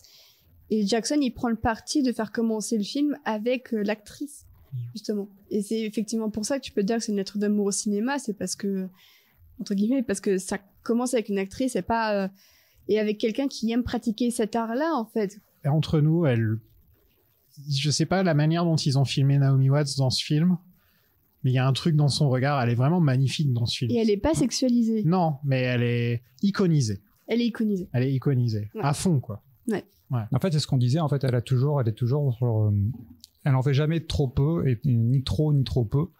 Et c'est aussi en fait pour ça en fait que le film marche si bien pour moi, c'est que à partir du moment en fait où t'as cette scène justement, comme tu disais, toute cette scène en fait où elle est avec Kong, il l'a kidnappée, et en fait ça marche bien grâce à Naomi Watts bien sûr. Et aussi en fait donc à Andy Serkis et à Weta aussi, parce que en fait derrière aussi t'as tout ce qui est effets spéciaux en fait qui rend le personnage en fait de Kong, c'est vraiment en fait plus un personnage tu vois qu'une créature. Oui. Et tu l'as en fait dans le regard bien sûr, et tu l'as aussi en fait dans la relation que tu as donc qui démarre vraiment en fait à partir de cette scène où t'as Kong en fait qui passe vraiment en quelques secondes minutes en fait de la colère, tu vois, parce qu'en fait il boude, parce que tu sais à un moment tu sais où elle se met à dormir aussi. Elle se met à dormir en fait à un moment où elle fait en fait donc ces petits jeux, donc ça amuse Kong. Après Kong la fait tomber, où il essaye de la toucher, je crois. Il essaie de la toucher, elle tombe et il la rattrape dans sa main, je crois. Mais là en fait il essaye de la toucher, et c'est à ce moment-là en fait que donc le personnage de Han lui dit non pas ça. Oui. Il ne touche pas, donc ce qui énerve Kong, et non, là en fait pendant quasiment 5 minutes, tu vois, tu as une relation qui commence, enfin la relation se crée vraiment à partir de là, tu vois, et c'est et tu sens déjà en fait à travers en fait le regard en fait donc de Anne, donc Watts, tu vois que elle-même déjà à ce moment-là en fait, elle commence à avoir, je sais pas, de la compassion, je sais pas dire, en fait, tu vois, il y a quelque chose, tu vois, entre les deux personnages. Et après, en fait, toute cette relation va évoluer en fait, jusqu'à la fin du film, quoi. Puis c'est pas simple, le boulot qu'on lui demande quand on réfléchit à Naomi Watts. Elle est devant des écrans verts pendant presque tout le film. Hein. Quand elle regarde le ciel et qu'elle dit que c'est beau, elle est pas devant un ciel qui est beau. Hein. Enfin, tu vois, elle a même pas la grosse fausse main, je crois, qu'ils avaient dans 1933. Ils avaient la grosse fausse main dans laquelle elle pouvait se mettre. Je crois que là, c'est même pas le cas. Ils ont pas recréé une main. Ouais, c'est des sortes de trucs verts. Enfin, tu vois, voilà, c'est un truc vert. Donc, elle vend bien. Elle arrive à nous vendre ce qu'on voit, quoi. On y croit. Et ça aurait pu se ramasser. On a vu à peu près à la même époque, je veux dire, on avait une autre saga dont on ne parle pas, où les écrans verts étaient très mal adaptés, par exemple, où tu voyais que les acteurs, ils savaient pas quoi faire dedans. Et là, en l'occurrence, elle joue vraiment bien dedans. Ce qui est drôle, c'est que tu parles de fond vert, mais ça pourrait s'appliquer à beaucoup de sagas. C'est ça qui est très drôle. C'est pas les fonds verts qui manquent dans les sagas. Ouais. Après, elle aussi, elle a eu la chance quand même, je pense que ça l'a beaucoup aidé, hein, mine de rien, de jouer face à Andy Serkis. Ouais. Alors après, c'est rigolo parce que il faut aller au-delà de la tenue ridicule d'Andy Serkis, qui était grimé, donc qui est une sorte de costume noir en fait avec une grosse tête. Enfin bref, plus ou moins. Je sais pas quoi, une sorte de singe entre le singe et l'humain, tu vois. Enfin bref, il avait un côté un peu ridicule, et donc elle joue en fait face à lui. Donc t'as aussi le jeu quand même en fait de Serkis, donc par rapport à ça, tu vois, en fait elle peut ouais voilà, ils peuvent jouer au tennis, quoi, ils peuvent, voilà, exactement, c'est du ping-pong, quoi. Donc, ou du King Kong ou du King Kong ou du tennis de câble. Pas mal. Je sais, pas mal. Ça faisait des années que je voulais la placer. Je suis entré en possession d'un parchemin, la seule preuve de l'existence d'une île ne figurant sur aucune autre carte, un monde inconnu qui relevait uniquement du mythe. Jusqu'à ce jour, je vous parle d'un monde primitif, où l'homme n'a jamais mis les pieds. Les ruines et les vestiges d'une civilisation tout entière. La chose la plus grandiose qu'on ait jamais vue. C'est là que je vais tourner mes prochaines scènes. On fait la rencontre de Carl Denham, qui est très différent du Carl Denham original, puisque le Carl Denham original, c'est un réalisateur / aventurier, un petit peu sur les bords, alors que lui, c'est un réalisateur plutôt has-been, qui est pas forcément apprécié par les studios, et qui est incarné par Jack Black, dans très certainement son meilleur rôle. Oui. C'est pas souvent qu'on le voit dans des rôles sérieux en même temps. Ouais, après, il y a School of Rock où il est quand même génial. Pour moi, c'est School of Rock et King Kong, c'est ses sommets. Je me rappelle que je me suis dit, mais qu'est-ce qu'ils ont fait de Jack Black, quoi. Ouais. Enfin, il ressemble à Orson Welles, le petit sourcil levé, le petit sourire de coin, le regard hanté en mode hyper obsédé par ce qui tourne. La tenue, la coupe de cheveux, la manière de se tenir, t'as l'impression de regarder un Orson Welles à son âge. Et c'est génial. Limite, maintenant, j'aimerais bien que Jack Black fasse un film sur Orson Welles plus vieux, quand il faisait des pubs où il était là, The French Champagne. Il faisait un personnage de Transformers. Ouais, oui, il reprend son rôle de Transformers. J'en ai parlé il y a 1 ou 2 épisodes de ça, en plus, justement. Mais non, il est excellent, Jack Black, dans ce film. Il méritait une petite nomination. C'est un choix de casting qui est excellent et qui coule de source. En plus, quand tu le vois, tu fais... Ok, ouais. Bon, si t'aimes le cinéma, t'as vu Citizen Kane, blablabla. C'est comme. Sinon, t'es pas ciné. Ou Le Parrain. et je trouvais que ouais, c'était un très bon choix et il est excellent. Et je préfère ce Dunham-là plutôt que celui de 1933 et celui du fils de Kong, où je trouve que c'est un personnage qui est pas forcément passionnant, quoi. Et moi, je me demande pourquoi après les studios n'ont pas demandé à Jack Black de faire d'autres rôles de ce type très dramatique. Est-ce que c'est un choix de sa part et qu'il préférait faire des trucs plus légers avec Tenacious D aussi et tout ça, enfin ce qui est compréhensible, hein. Mais il a vraiment rien fait d'autre niveau... Bah après il a fait The Holiday qui est un peu plus une rom-com avec Kate Winslet justement, mais il a pas le nombre de drames qu'il a fait est quand même assez peu élevé. En gros, il y a une liste sur MovieWeb qui me propose les rôles les plus dramatiques de Jack Black. Il y en a 4 et il y a 2 c'est des comédies. Ouais, donc voilà. Non, c'est bizarre. Il aurait pu avoir une carrière, mais je pense qu'il a préféré faire du rock et voilà. Avec ses potes. Ouais, avec ses potes. Ouais, il a joué dans Souviens-toi l'été dernier 2. Ah, je savais pas ça. Ouais, c'est dans le chapeau. Il y a une référence à Fay Wray, puisqu'il dit, il parle du fait que Cooper est sûrement en train de filmer un film avec Fay. Et le RKO. Avec le RKO, donc il parle carrément du film King Kong de 1933. Il vole son propre film au studio pour aller finir sur un bateau. Qu'est-ce que vous pensez alors de ce choix d'avoir un réalisateur où en gros on sent que Jackson a un peu mis de lui-même dans le rôle, le réalisateur qui fera tout jusqu'à l'obsession maladive, jusqu'à mettre beaucoup de gens en danger. Non, mais on voit clairement que c'est un double de lui-même. C'est pour ça aussi que le fait que ce soit une lettre d'amour au cinéma, je trouve aussi que c'est un peu une mise en garde. Le film de regarde jusqu'où t'es prêt à aller. En fait, parfois, faut juste se calmer un peu. Et je trouve ça bien parce que je trouve que le discours autour est assez modéré, c'est-à-dire on est à la fois dans une déclaration d'amour à un des films qui a marqué l'histoire du cinéma, un film de monstre, et en même temps, c'est un film qui n'hésite pas à te montrer jusqu'à quelles extrémités tu peux aller et à quel point, en fait, ça n'apporte rien de bon, puisque à la fin, il n'y a rien de bon dans le fait qu'ils soient allés sur cette île géante. Ils ont juste buté un pauvre gorille et plein de gens sont morts. Le bilan humain est absolument catastrophique pour ce film. Et à la fin, quand tu le vois dévasté par le fait qu'il a tout foiré, je trouve que Jack Black arrive à te faire comprendre que tu peux être un petit peu dévasté pour lui et qu'en même temps, c'est quand même un peu de sa faute, quoi. Est-ce qu'il est dévasté ? Alors justement, moi en fait j'allais rebondir là-dessus. Je trouve pas, en fait moi j'aime beaucoup Jack Black dans ce rôle-là. Je trouve en fait le casting est très très bon et c'est aussi pour ça en fait que je disais avant qu'on commence le podcast, je trouve en fait que le rôle d'Adrian Brody, Jack Driscoll en fait ne sert à rien. Enfin tu l'enlèves en fait du film, le film tient toujours. Et de base, enfin plus ou moins bien sûr. Pour moi, ce personnage n'est pas super intéressant. Par contre, le rôle de Carl, la toute fin, je trouve en fait qu'il n'est pas si dévasté que ça. Et finalement, en fait, il prend sur lui, en fait, il voit son entre guillemets son gagne-pain. Enfin, je veux dire, en fait, Kong vient de mourir. Tu vois, il a quand même risqué sa vie en fait pour ramener Kong parce que sans ça, en fait, il a plus rien parce qu'il a perdu en fait ses bobines, il a perdu tout ce qu'il a filmé. Donc tout ça, voilà. Et derrière lui. Et finalement, en fait, après cette fin, alors oui, elle est belle. En fait, donc tu as cette tirade, effectivement, on dit voilà, c'est pas les avions qui l'ont tué, c'est la belle qui a tué la bête. Mais au-delà de ça, tu vois, tu te dis finalement, est-ce que c'est pas nécessairement raccord avec ce qu'on te dit de lui tout au long du film.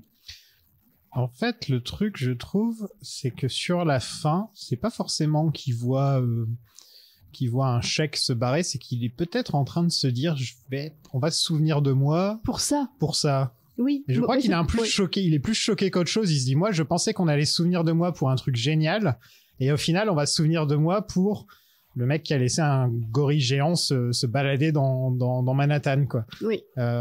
Mais après, en fait, en même temps, et c'est pour ça que Jack Black est excellent, c'est qu'il nous fait... Il y a pas mal d'émotions qui nous fait traverser. Et d'ailleurs, c'est pas lui qui devait dire cette phrase à l'origine. Je le trouve, pour avoir bien étudié le personnage de Carl Denham, puisque je l'ai vu dans 2 films avant, puisque dans Le Fils de Kong, il est aussi dedans. Dans Le Fils de Kong, il sort avec une fille beaucoup plus jeune que lui, et il l'appelle Kid à chaque phrase. C'est vraiment un personnage que j'aime pas. Et donc je suis assez content de ce qu'ils en ont fait au final. Donc le scénariste, c'est Jack Driscoll, un auteur de pièces de théâtre qui est incarné par Adrien Brody, parce qu'il était à la mode à cette époque-là, hein. C'était l'époque Adrien Brody, avant qu'il se fasse cancel parce qu'il fait du rasta. Je vous laisse chercher. Je vous laisse chercher de votre côté. Adrien Brody, c'est vrai qu'il aurait pu à un moment avoir cette... Aussi le fait qu'il avait embrassé Halle Berry de force, je crois que aux Oscars. Ouais, aux Oscars, ouais. C'était un peu limite aussi, hein, quand même. C'est très bizarre. Ouais, c'était assez limite. Mais Adrien Brody, je le trouve totalement mal casté dans le film. Il sert à rien. Le personnage est là parce qu'il existe dans celui de 1933 et il faut qu'il y ait quelqu'un qui vienne la sauver à un moment dans le film. Mais justement, en gros, c'est juste pour être raccord avec le film d'origine. Mais juste pour pécho la nana, quoi. Non, et puis je le trouve que Naomi Watts et lui ont beaucoup moins d'alchimie que elle et King Kong. Oui. Ah, mais complètement, le moment où ils s'embrassent sur le bateau, j'étais en mode... Ça fonctionne largement. Si elle embrasse King Kong, j'applaudis, tu vois. Ah ouais, d'ailleurs, il y a une séquence, je sais pas si vous vous en rappelez, un plan qui est assez rigolo parce que tu peux le comprendre finalement en fait de plusieurs façons. C'est quand ils endorment, ils sont toujours sur Skull Island, et donc c'est Carl en fait qui jette une bouteille de chloroforme donc au visage de Kong, donc il endort. Et donc là tu as déjà Anne donc qui est sur le bateau, donc déjà t'as cette relation entre les deux donc qui est là. Et c'est rigolo parce que je sais pas si vous vous rappelez en fait, mais donc elle est en mode, elle pleure parce que elle voit en fait, elle sait ce qui va se passer, donc voilà, ils vont capturer tout ça, etc. Enfin Kong. Et t'as ce plan en fait de quelques secondes en fait sur justement Adrien Brody, donc Jack, qui a priori, je pense, tu vois pas qu'il regarde, mais en fait tu peux imaginer en fait qu'il regarde quand même plutôt Anne que Kong. Il est en mode qu'est-ce qu'il est en train de se passer, quoi. Oui. Tu vois, elle est amoureuse de Kong. Elle est amoureuse de Kong, ouais. bordel. Zut. Genre, trop tard. Je ne sers à rien, en fait. Mais c'est ça, quoi. Ouais. Mais c'est vraiment, là, je serais curieuse de voir un cut sans le personnage d'Adrien Brody, quoi. Ouais, on vire Adrien Brody. Mais je te dis, franchement, il est plus intéressant sur le bateau. Non, ouais, on peut facilement. Et c'était la même chose, on en parlait quand on a fait celui de 1933. C'est le personnage de Jack ne sert pas à grand chose, hein, c'est juste. Pour une fois qu'un scénariste ne sert à rien. Il est peut-être plus présent. Il est peut-être plus présent dans la version de 76. Mais c'est assez intéressant, c'est que pour une fois, et ce qui est plutôt rare, c'est que c'est un love interest nul masculin. Oui. Alors que souvent on a des love interest nuls féminins, ça arrive régulièrement. Dans Sud 76, c'est compliqué. Même dans Sud de 2005, en fait, tu te dis, il sert juste à sauver, quoi. Il faut obligatoirement cette présence masculine, alors qu'en fait tu réalises que Anne, si ça ne tenait qu'à elle, elle s'en serait très bien sortie sans lui, quoi. Et c'est un peu aussi un rappel à la réalité. Tu peux dire qu'elle est condamnée à date des mecs médiocres, quoi. Enfin, mais en fait le petit problème qui fait que ça aurait peut-être gâché un peu le film, c'est que ça voudrait dire que Anne devrait s'enfuir de Kong. Et en fait, tu ressens qu'en elle-même, elle a pas forcément envie de le laisser quand Adrien Brody vient la chercher. Elle le regarde un petit peu d'un air. J'ai pas forcément envie d'abandonner le singe. Ouais. Et, que ça l'aurait rendu un peu cruel, en fait, elle, de se dire j'abandonne Kong. Ça change le personnage, en fait, un petit peu quand tu fais ça. Mais tu vois, je me demande aussi, par rapport à ça, si au final...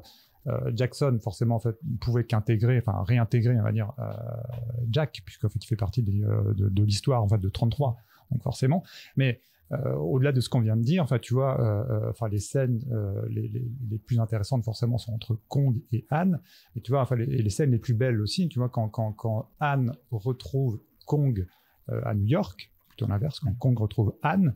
Je sais pas si vous vous rappelez de ce plan qui est magnifique, c'est dans la rue, donc tu sens bien effectivement en fait que derrière, en fait Jackson n'en a rien à foutre de Jack, rien à foutre en fait de Jack aussi, quoi. D'accord. De manière générale, Jack c'est une arrière-pensée, hein. C'est vraiment... ouais, c'est ça. Bah, c'est vraiment le film qui prend plus parti pour les animaux que les humains, hein. Parce que quand on voit à quel point tous ceux qui exploitent Kong, ils finissent un peu mal, à quel point à la fin c'est littéralement Kong qui est victime alors qu'il a rien demandé. Au départ, c'est clairement aussi un plaidoyer de Jackson envers les animaux, contre la cruauté. Et en fait, le problème, c'est que ça bouge pas par rapport à aujourd'hui. On est toujours dans les mêmes situations. C'est littéralement sauver Willy, mais avec un gros singe. Captain Planet. Exactement. Donc il y a aussi Bruce Baxter, l'acteur égocentrique et narcissique joué à merveille par Kyle Chandler, qui joue d'ailleurs dans Skull Island aussi. Oui. Donc il a joué 2 fois dans des films de Kong avec Kong. Les scènes de non, dans Godzilla vs Kong. Non, Kong, Godzilla King of Monsters. Ah, c'est celui-là. Il joue le père de Stranger Things. Ouais. Mais les scènes de Kyle Chandler, en plus, il a vraiment cette tronche sortie le sourcil levé, la mâchoire serrée. Je pense que ces scènes sont les plus drôles du film, même sur le bateau quand il révise, ça me fait. Mais même quand il revient, comme Tarzan là sur une liane et il tire sur toutes les bestioles. Il est génial, il est pathétique, il est égocentrique, narcissique, mais tu sens vraiment que le film avait besoin d'un personnage comme ça parce que c'est un film qui est quand même assez par moment film d'horreur sur les bords. Oui, complètement, oui. Intense, avec des bestioles bizarres et tout. Donc c'est bien d'avoir un personnage comme ça parce que Jack Black est pas là pour nous faire rire dans ce film. Une fois, ouais. Et donc, Kyle Chandler, excellent. Mais oui, il est très drôle. Enfin, la séquence avec la moustache, peigne, mourir de rire. Oui, il est d'abord outré qu'on ait touché à ses posters et d'un seul coup, il fait attends 2 secondes. C'est pas mal. C'est pas mal. On a Jamie Bell, donc le Tom Holland de son époque, qui est là pour jouer l'orphelin sauvage retrouvé dans une cage. Je sais pas pourquoi ce personnage existe. C'est vraiment le personnage random, genre il faut qu'on plaise aux jeunes aussi, tu vois. On est d'accord, en fait, il a pas de background. Si, il a été retrouvé dans une cage. Il avait pas de parents, il avait rien, il dormait dans la cage du bateau et c'est comme ça qu'ils l'ont retrouvé. Et il veut pas dire où ils l'ont retrouvé. Et c'est l'enfant le plus sauvage qu'ils ont vu. Et quand tu le vois, c'est un gamin anglais qui lit des bouquins. Il a rien de sauvage du tout. Et qui danse. Ouais. Il a rien de sauvage du tout. En fait, son background et le personnage qu'on nous montre ne vont pas du tout ensemble, quoi. Il y a vraiment un gros problème. C'est vraiment un personnage pour meubler, quoi. Voilà. En fait, je pense que c'est aussi pour qu'on s'attache un peu au crew et qu'on ressente des choses quand ils sont en danger, quoi. Voilà, en plus, je ressens plus des choses quand il y a Andy Serkis qui est en danger que quand il y a Jamie Bell qui est en danger. Andy Serkis, la scène des bestioles, moi j'étais... Non, je regarderai pas. On est d'accord qu'Andy Serkis joue Popeye. Oui, complètement. Avec l'œil ouvert, la pipe et tout. Il joue Popeye, quoi. C'est Popeye. Complètement. Il y a le personnage de Choi, je crois, qui s'appelle l'asiatique qui était dans celui de 1933 et dans Le Fils de Kong. Et dans la version 1933 et Le Fils de Kong, il ne sait pas faire de phrases sans dire moi, je, enfin, il sait pas dire je ou tu. Il parle vraiment un anglais approximatif, très cliché. Et là, dans ce film, ça va. C'est un mec normal. Il n'a pas d'accent trop particulier. En même temps, tu le vois peu, tu l'entends peu. Tu le vois mourir et ça rend Andy Serkis très triste. Et c'est pour ça qu'Andy Serkis meurt d'ailleurs dans le film. Ouais. Le faux film qu'il filme dans le film ressemble à celui de 1933. Ils sont en train de filmer les scènes du bateau. En fait, tout ce qu'ils filment, c'est les trucs qu'on voit dans le film de 1933. C'est super bien fait, je trouve. Et donc Jack et Anne, donc l'histoire d'amour qui n'a aucun sens, qui n'apporte pas grand chose au film. On peut le dire. S K U L L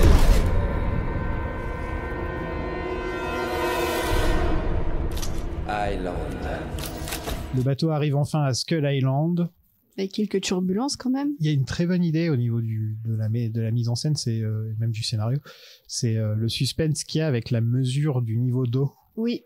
Où on mesure le niveau d'eau et on voit qu'on s'approche de plus en plus de l'île et tout. Enfin, on voit jamais l'île, on voit par moments juste un rocher qui ressemble à King Kong. Enfin, tu vois, il s'éclate avec ce genre de film, de scènes, Peter Jackson, les scènes de suspense qui montent graduellement comme ça, il est très très fort. T'as un plan qui fait tellement penser et dans les maquillages et dans la façon en fait de faire au Seigneur des Anneaux, le passage en fait où t'as un des sauvages qui avec une sorte de perche, je sais pas si vous vous rappelez ce truc là en fait, pour atteindre en fait le bateau de nuit, et ce plan là fait dans le gouffre de Helm. Ouais, mais il y a le même dans le complètement. C'est trop cool, quoi. Ouais. Très très beau.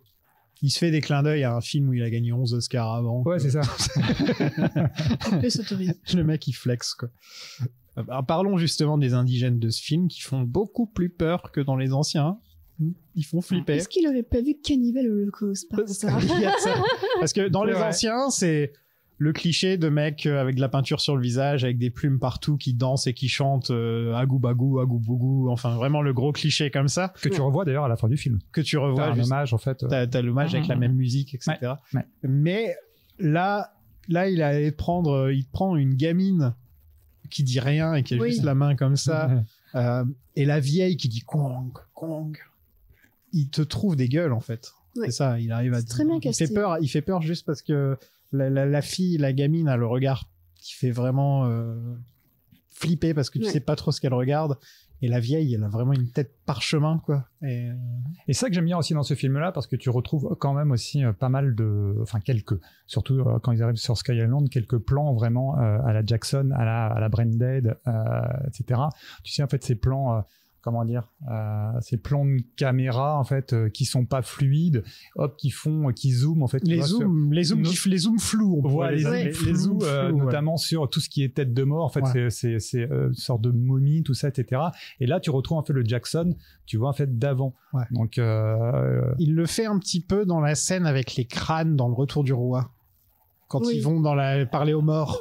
Oui. Il y a des plans un petit peu comme ça ouais. avec les. Ouais. Et c'est le même genre de plan et même la musique est similaire. Ouais. Et, ouais. Et c'est ça qui est cool, tu vois, en fait. Et même, tu vois, bon, dans une certaine mesure, enfin, moi, ça me faisait penser à Sam Raimi, tu vois. Il Ouais. a aussi des gimmicks Oui, vraiment oui. très, très reconnaissables qu'il a essayé d'intégrer en fait dans Doctor je Strange trouve 2, que- mais bon, enfin, avec un peu moins d'efficacité. Mais c'est marrant que tu parles de Sam Raimi parce que je trouve que dans la sadisme et la cruauté de certaines scènes, Sam Raimi et Peter Jackson, j'ai trouvé assez similaire. Je repense à Sam Raimi Ah bah oui, Brain la Dead scène- et la Evil scène- Dead. et la scène des tentacules d'Octopus à l'hôpital dans Spider-Man 2.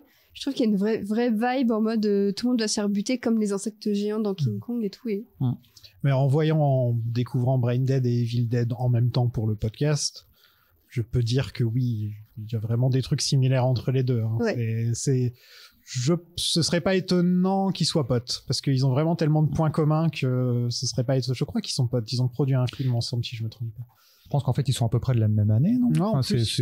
voilà, donc. Et ils ont commencé, en fait, tu vois, aussi par des films d'horreur faits avec 3 bouts de ficelle, tout ça, etc., Ouais. qui sont devenus cultes. Donc voilà, il y a quand même le parallélisme, il est là, quoi. Anne se fait kidnapper dans le bateau et est offerte à Kong. Ils ont un sacré système pour sacrifier les femmes. Oui, on sent que c'est une technologie de pointe. Mais c'est une très bonne idée, encore une fois, de mettre de la distance entre le mur et elle. Et, Oui. Et qu'en gros, elle est vraiment Ouais. balancée dans l'inconnu, quoi, totalement. Et le Enfin, fait un peu, qu'on ne tu sais, parle, le on ne bateau parle de pas pirate. de Kong, la seule fois où on entend Kong, c'est quand ils disent Kong, les indigènes. Enfin, ils disent Kong, mais sinon on sait pas ce que c'est Kong. Et c'est comme dans celui de 1933, c'est qu'on attend vraiment le maximum de temps avant de nous montrer King Kong. Même si, comme tu disais, tu vois la première fois où tu peux te dire, ah, attends, c'est quoi ce truc? Tu sais, c'est le rocher. Ouais, Le rocher en forme en fait de tête. Bah, moi, enfin forcément, je vois une tête en fait de gorille, tu vois. Mais tu vois sur la carte et après en fait tu vois quand ils Mais arrivent. imaginons, tu n'es pas au courant de ce qu'est King Kong, tu vois? Tout à fait. Ah, Je trouve que c'est un peu Ouais. long. Hein. C'est trop long ça là pour toi Je la trouve révélation. ça un chouïa long. En fait, c'est pas tant ça qui me gêne, c'est que tout ce qui est avant, en fait, t'as la plupart des scènes sur le bateau qui impliquent Jack, en fait, t'aurais pu couper. Et t'aurais peut-être pu amener King Kong plus vite parce que moi, ça m'aurait pas dérangé qu'il arrive plus vite parce que tu sais qu'il va arriver au bout d'un moment et King Kong, c'est pas Godzilla, quoi. Autant Godzilla, je comprends le soin apporté à assez peu d'apparitions dans ses films et tout, mais King Kong, ça m'aurait pas Dans dérangé. celui de 1933, ils mettent autant de temps au niveau du pourcentage. Ouais, mais c'était en 1933. Ils mettent autant de temps à nous le montrer, et c'est ce qui apporte beaucoup au charme du film justement, le fait que d'un seul coup il apparaît comme ça et tu sais pas vraiment à quoi t'attendre et tu le vois apparaître. Mais c'est vrai que par exemple dans la version cinéma, King Kong de celui de Jackson, il n'apparaît qu'au bout de 71 minutes de film. Oui, c'est ça, c'est au bout d'une heure. Ouais. 1h10. Ouais. Ouais, après, faut pas oublier. Moi, j'aime bien en fait. J'aime bien cette façon de faire, enfin que tu retrouves aussi beaucoup dans les films d'horreur. Ouais. C'est le fait que bah voilà, ça contextualise, ça monte. Ou les Dents de la Mer, tu vois. Ou les Dents de la Mer, Voilà. par exemple. Et après, ce qui est intéressant aussi, ce qu'il faut pas oublier en fait dans la version de 33 et de 2005, c'est que après c'est personnel, hein, c'est un ressenti personnel. C'est que moi, ça m'a pas embêté du tout parce que autant l'un que l'autre en fait sont ultra généreux. C'est des films en fait très très généreux en termes en fait d'aventure, en termes d'action, etc. Qu'est-ce que vous pensez du look de King Kong dans ce film, le fait que ce soit un vrai gorille des montagnes qui ressemble vraiment à un gorille, alors que et surtout il marche sur ses pattes, ses pattes avant, alors que normalement Kong se tient toujours très droit. D'ailleurs dans Skull Island il se tient droit aussi. Ouais. Qu'est-ce que vous pensez donc qu'il a des cicatrices, En fait j'ai l'impression plus vécu quoi. tu vois que ces cicatrices ça tease les menaces à venir. Parce que tu te dis putain pour filer des cicatrices à Kong, qui a bien pu lui filer ça en fait, parce que Kong on te le présente au début un peu comme la menace ultime, et bim ensuite t'as les dinos qui arrivent. Et je trouve ça intéressant en fait avec cette cicatrice de voir qu'il a déjà un background avec d'autres monstres sur l'île, et ça prouve aussi que déjà il a un peu de bouteille et que il lui est arrivé d'être en situation de difficulté quoi. Ce qui veut dire que ça peut se reproduire, effectivement, il galère face aux deux dinosaures. Il a une vie de merde, hein, Kong. Oui. Kong, il peut même pas s'étirer 2 secondes, il y a des chauves-souris géantes qui l'attaquent direct. Oui. il peut rien faire. Il peut rien faire, Kong. S'il sort de son coin, il y a des T-Rex qui l'attaquent. S'il va se promener un peu dans l'eau ou un truc comme ça, il y a des insectes géants qui vont l'attaquer. Il peut rien faire, en fait. Enfin, des chauves-souris juste au moment, en fait, le plus inopportun, quoi. Oui. Tu vois, juste, dommage, juste. Elles ont rien, ça fait 30 ans que je vis avec ces chauves-souris, elles m'ont jamais attaqué. Et là, bim. Et là, bam. Mais pour en revenir au look de Kong, c'est une idée très différente pour un mec qui est très très fan de celui de 1933, d'avoir autant changé le design du personnage, c'est quand même plus réaliste quoi. Il a un gros bidon et tout, enfin il est. Oui. Mais je crois qu'à la base, en fait, le premier design, il se rapprochait déjà en fait beaucoup plus de celui de 33 et beaucoup moins en fait d'un vrai gorille. Et c'est Jackson forcément en fait qui a demandé en fait pas mal en fait qu'il soit beaucoup plus courbé, en fait qui marche en fait tu vois sur ses 4 pattes on va dire. Un peu trapu quoi. Ouais. Et moi j'aime bien en fait le fait finalement tu vois qu'ils aient réussi, en fait c'est entre l'humain, pour moi en fait c'est entre le gorille et l'humain, tu vois. L'humain t'as vraiment en fait dans son regard notamment, on en parlait tout à l'heure, t'as vraiment quelque chose qui passe à travers en fait son regard, et après t'as un côté vraiment animal, par exemple, je crois que dans la version de 33 par exemple, quand il se frappe le poitrail, en fait il le fait avec ses poings. Et là, dans la version de 2005, c'est Jackson qui avait demandé en fait à ce qu'il se frappe le poitrail avec la paume de ses mains. Tu vois, en fait, pour lui donner vraiment un côté plus animal. Et je crois qu'en fait, d'ailleurs, dans la vraie vie, les gorilles se frappent vraiment en fait de cette façon. Oui, et puis la version de 1933, c'était genre boum, boum, boum, très rapidement. Il le fait quasiment pas, en fait. Il se frappe. Alors que là, dans celui de 2005, il le fait pendant tout le film, quoi. C'est vraiment comme les gorilles, de toute façon. Ouais, je trouve que c'est un très bon choix. Moi, j'ai découvert King Kong avec ce Kong-là. Donc forcément, dans ma tête, c'est quand j'ai vu enfin pour la première fois les anciens, où je me suis dit, en fait, il ressemble pas à ça du tout, King Kong, en vrai. C'est pas du tout le look de King Kong, en fait. Serkis le vend tellement bien, les effets spéciaux sont parfaits. D'ailleurs, ça a pas vieilli au niveau des effets spéciaux. Quelques-uns, en fait, un peu vieilli. Je parle de Kong. Ah, de Kong. Oui. De Kong, non. Non, parce que les incrustations sur les effets sur... Oui, quand il court avec... quand il court, voilà. Mais Kong est encore super bien fait. Et même, en fait, à la séquence, notamment, entre autres, la séquence à New York, toute la séquence à New York, incroyable, elle est folle encore aujourd'hui. Hein. Ouais. Et il a tellement de personnalité, ce Kong. Oui. Il rigole, il fait des blagues. Il est il grognon. En fait, à partir du moment où il rencontre Anne, il devient un vrai être humain qui ressent des émotions. Et la manière dont il passe très rapidement d'antagoniste à protagoniste, c'est hyper touchant, parce que d'un seul coup, tu te dis, il fait peur. Ah ouais, mais en fait, il est cool. En fait, c'est un gros nounours, quoi. C'est un gros nounours, t'as envie de lui faire des câlins pour qu'il te défende face à des énormes T-Rex, quoi. Il aime les blondes, c'est tout. C'est son seul défaut, c'est qu'il aime les blondes. Pas toutes. Pas toutes, c'est vrai, pas toutes. Ouais. Il est vraiment amoureux que c'est l'homme d'une femme. C'est l'homme d'une femme. Vous savez, je vois qu'une créature capable de vous laisser une empreinte de cette taille.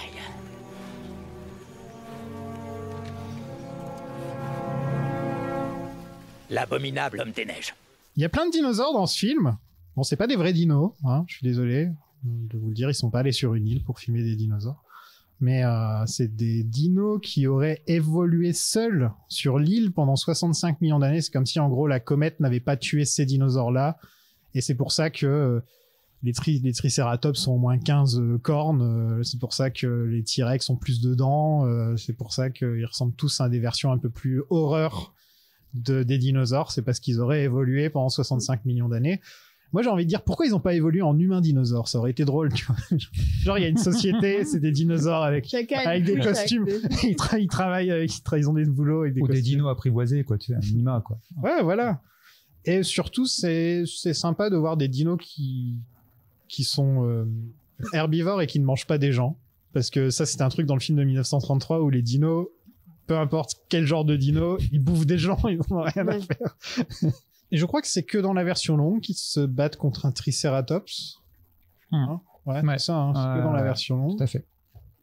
Il y a des brontosaures, des raptors géants. Donc la scène qui a vieilli. La scène avec les brontosaures, course-poursuite. Ouais. En fait, c'est de trop. T'as l'impression elle dure longtemps, que en plus. En fait, il a eu les yeux plus gros que le ventre. Il a voulu s'amuser de ouf. Mais c'est jamais une scène qui m'a plus marqué par rapport aux autres. J'ai toujours trouvé ça un peu de trop, en mode ok, t'as des joujoux, tu veux tous nous les montrer, et c'est pas l'aspect du film que je préfère. C'est à la fois très chouette pour voir à quel point King Kong est prêt à protéger Anne, la défendre face à toutes les bestioles possibles et imaginables. Donc pour ça, je trouve que la scène est assez touchante, mais effectivement t'as l'impression que t'as un énorme milkshake, t'as la crème et tu veux rajouter une cerise, mais tu veux quand même rajouter encore un truc par-dessus. Mais ça, c'est la version longue, c'est un truc de fou à ce niveau-là. Ouais. Enfin, c'est de la version longue, il y a une phrase dans le scénario, il va te faire 20 minutes dessus, quoi. Et là, il y a une course-poursuite avec les brontosaures. Il se dit, oh, t'inquiète, je m'en occupe. T'inquiète, Philippa, je m'en occupe. Ce qu'il refera d'ailleurs en fait sur The Hobbit. Hein. Il refera donc dans la bataille des 5 armées, ou la scène des tonneaux, par exemple, la scène des tonneaux dans le Hobbit. Moi, je la trouve marrante, j'avoue tout. Tu vois, c'est des scènes où, dans le scénario ou dans le livre, Le Hobbit, il tombe dans des tonneaux. Lui, il va faire, non, il y a Legolas qui fait du surf sur les tonneaux et machin. Et c'est cool. Moi, après, j'avoue, en fait, pour Kong, je te rejoins pas, du coup, parce que, enfin, il y a un côté vraiment petit garçon, en fait. Il est généreux, en fait. Ouais, voilà, c'est ce que j'aime aussi, en fait, dans ce film, hein. C'est sa générosité, sur Sky Island. En fait, il se passe plein de trucs, trop de trucs. Enfin, voilà, peut-être, mais trop, quoi. Mais moi, voilà, j'avoue, en fait, tu me donnes des grosses créatures, des gros trucs, en fait. Enfin, ça me plaît, quoi. Donc, c'est pas, la séquence, notamment, enfin, des brontosaures, c'est pas la plus réussie. Elle a réussi encore aujourd'hui, enfin surtout aujourd'hui. Déjà à l'époque, techniquement, elle avait déjà vieilli. À l'époque, je sais pas. J'aimais pas déjà. Si, moi je trouvais déjà que c'était un peu pâteau. Mais c'est pas la plus belle scène, et effectivement, mais t'as quand même un côté encore une fois aventureux en fait qui rajoute justement à cet aspect-là. Et c'est encore plus vrai justement en fait, si tu rajoutes en fait la séquence des radeaux, je sais plus qu'est-ce qu'il y a autrement. Tous les insectes dans le gouffre là, les insectes. Ouais, t'en as peut-être plus. Elle est peut-être plus longue aussi. Elle est plus longue. Hein. Ouais, c'est ça. Ouais. On est d'accord que il y a une scène dans le Blues Brothers, un film que j'adore, où il y a des voitures de police qui oui. rentrent tous. La scène avec les brontosaures, ça m'a fait penser à ça. Quand ils se tombent tous les uns sur les autres, ça faisait vraiment, il manquait que la musique blues des Blues Brothers. C'est vrai. Je pense qu'il a voulu le faire, ça c'est.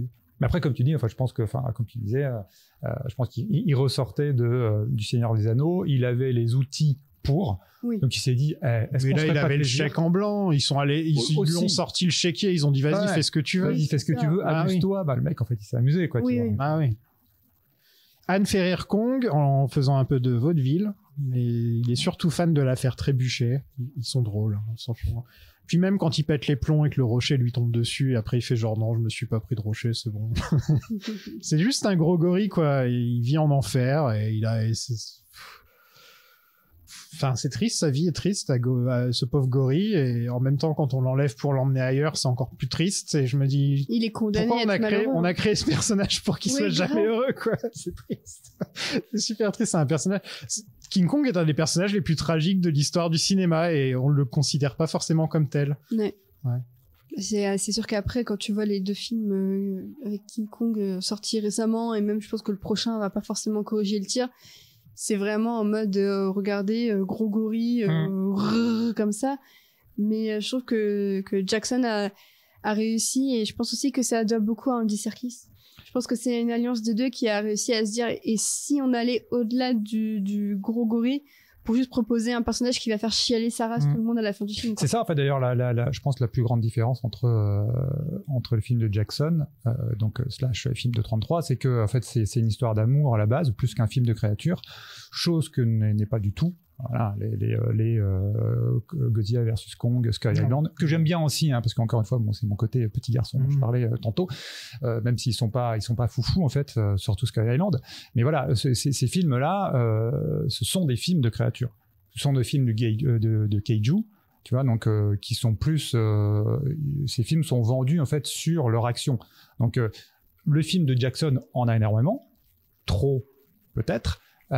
Mais au-delà de ça, effectivement, il raconte quand même en fait une histoire d'amour qui est incroyable, qui est extrêmement tragique et qui effectivement voilà si t'as zoophile, oui mais c'est beau, c'est zoophile mais qui est très très belle quand même.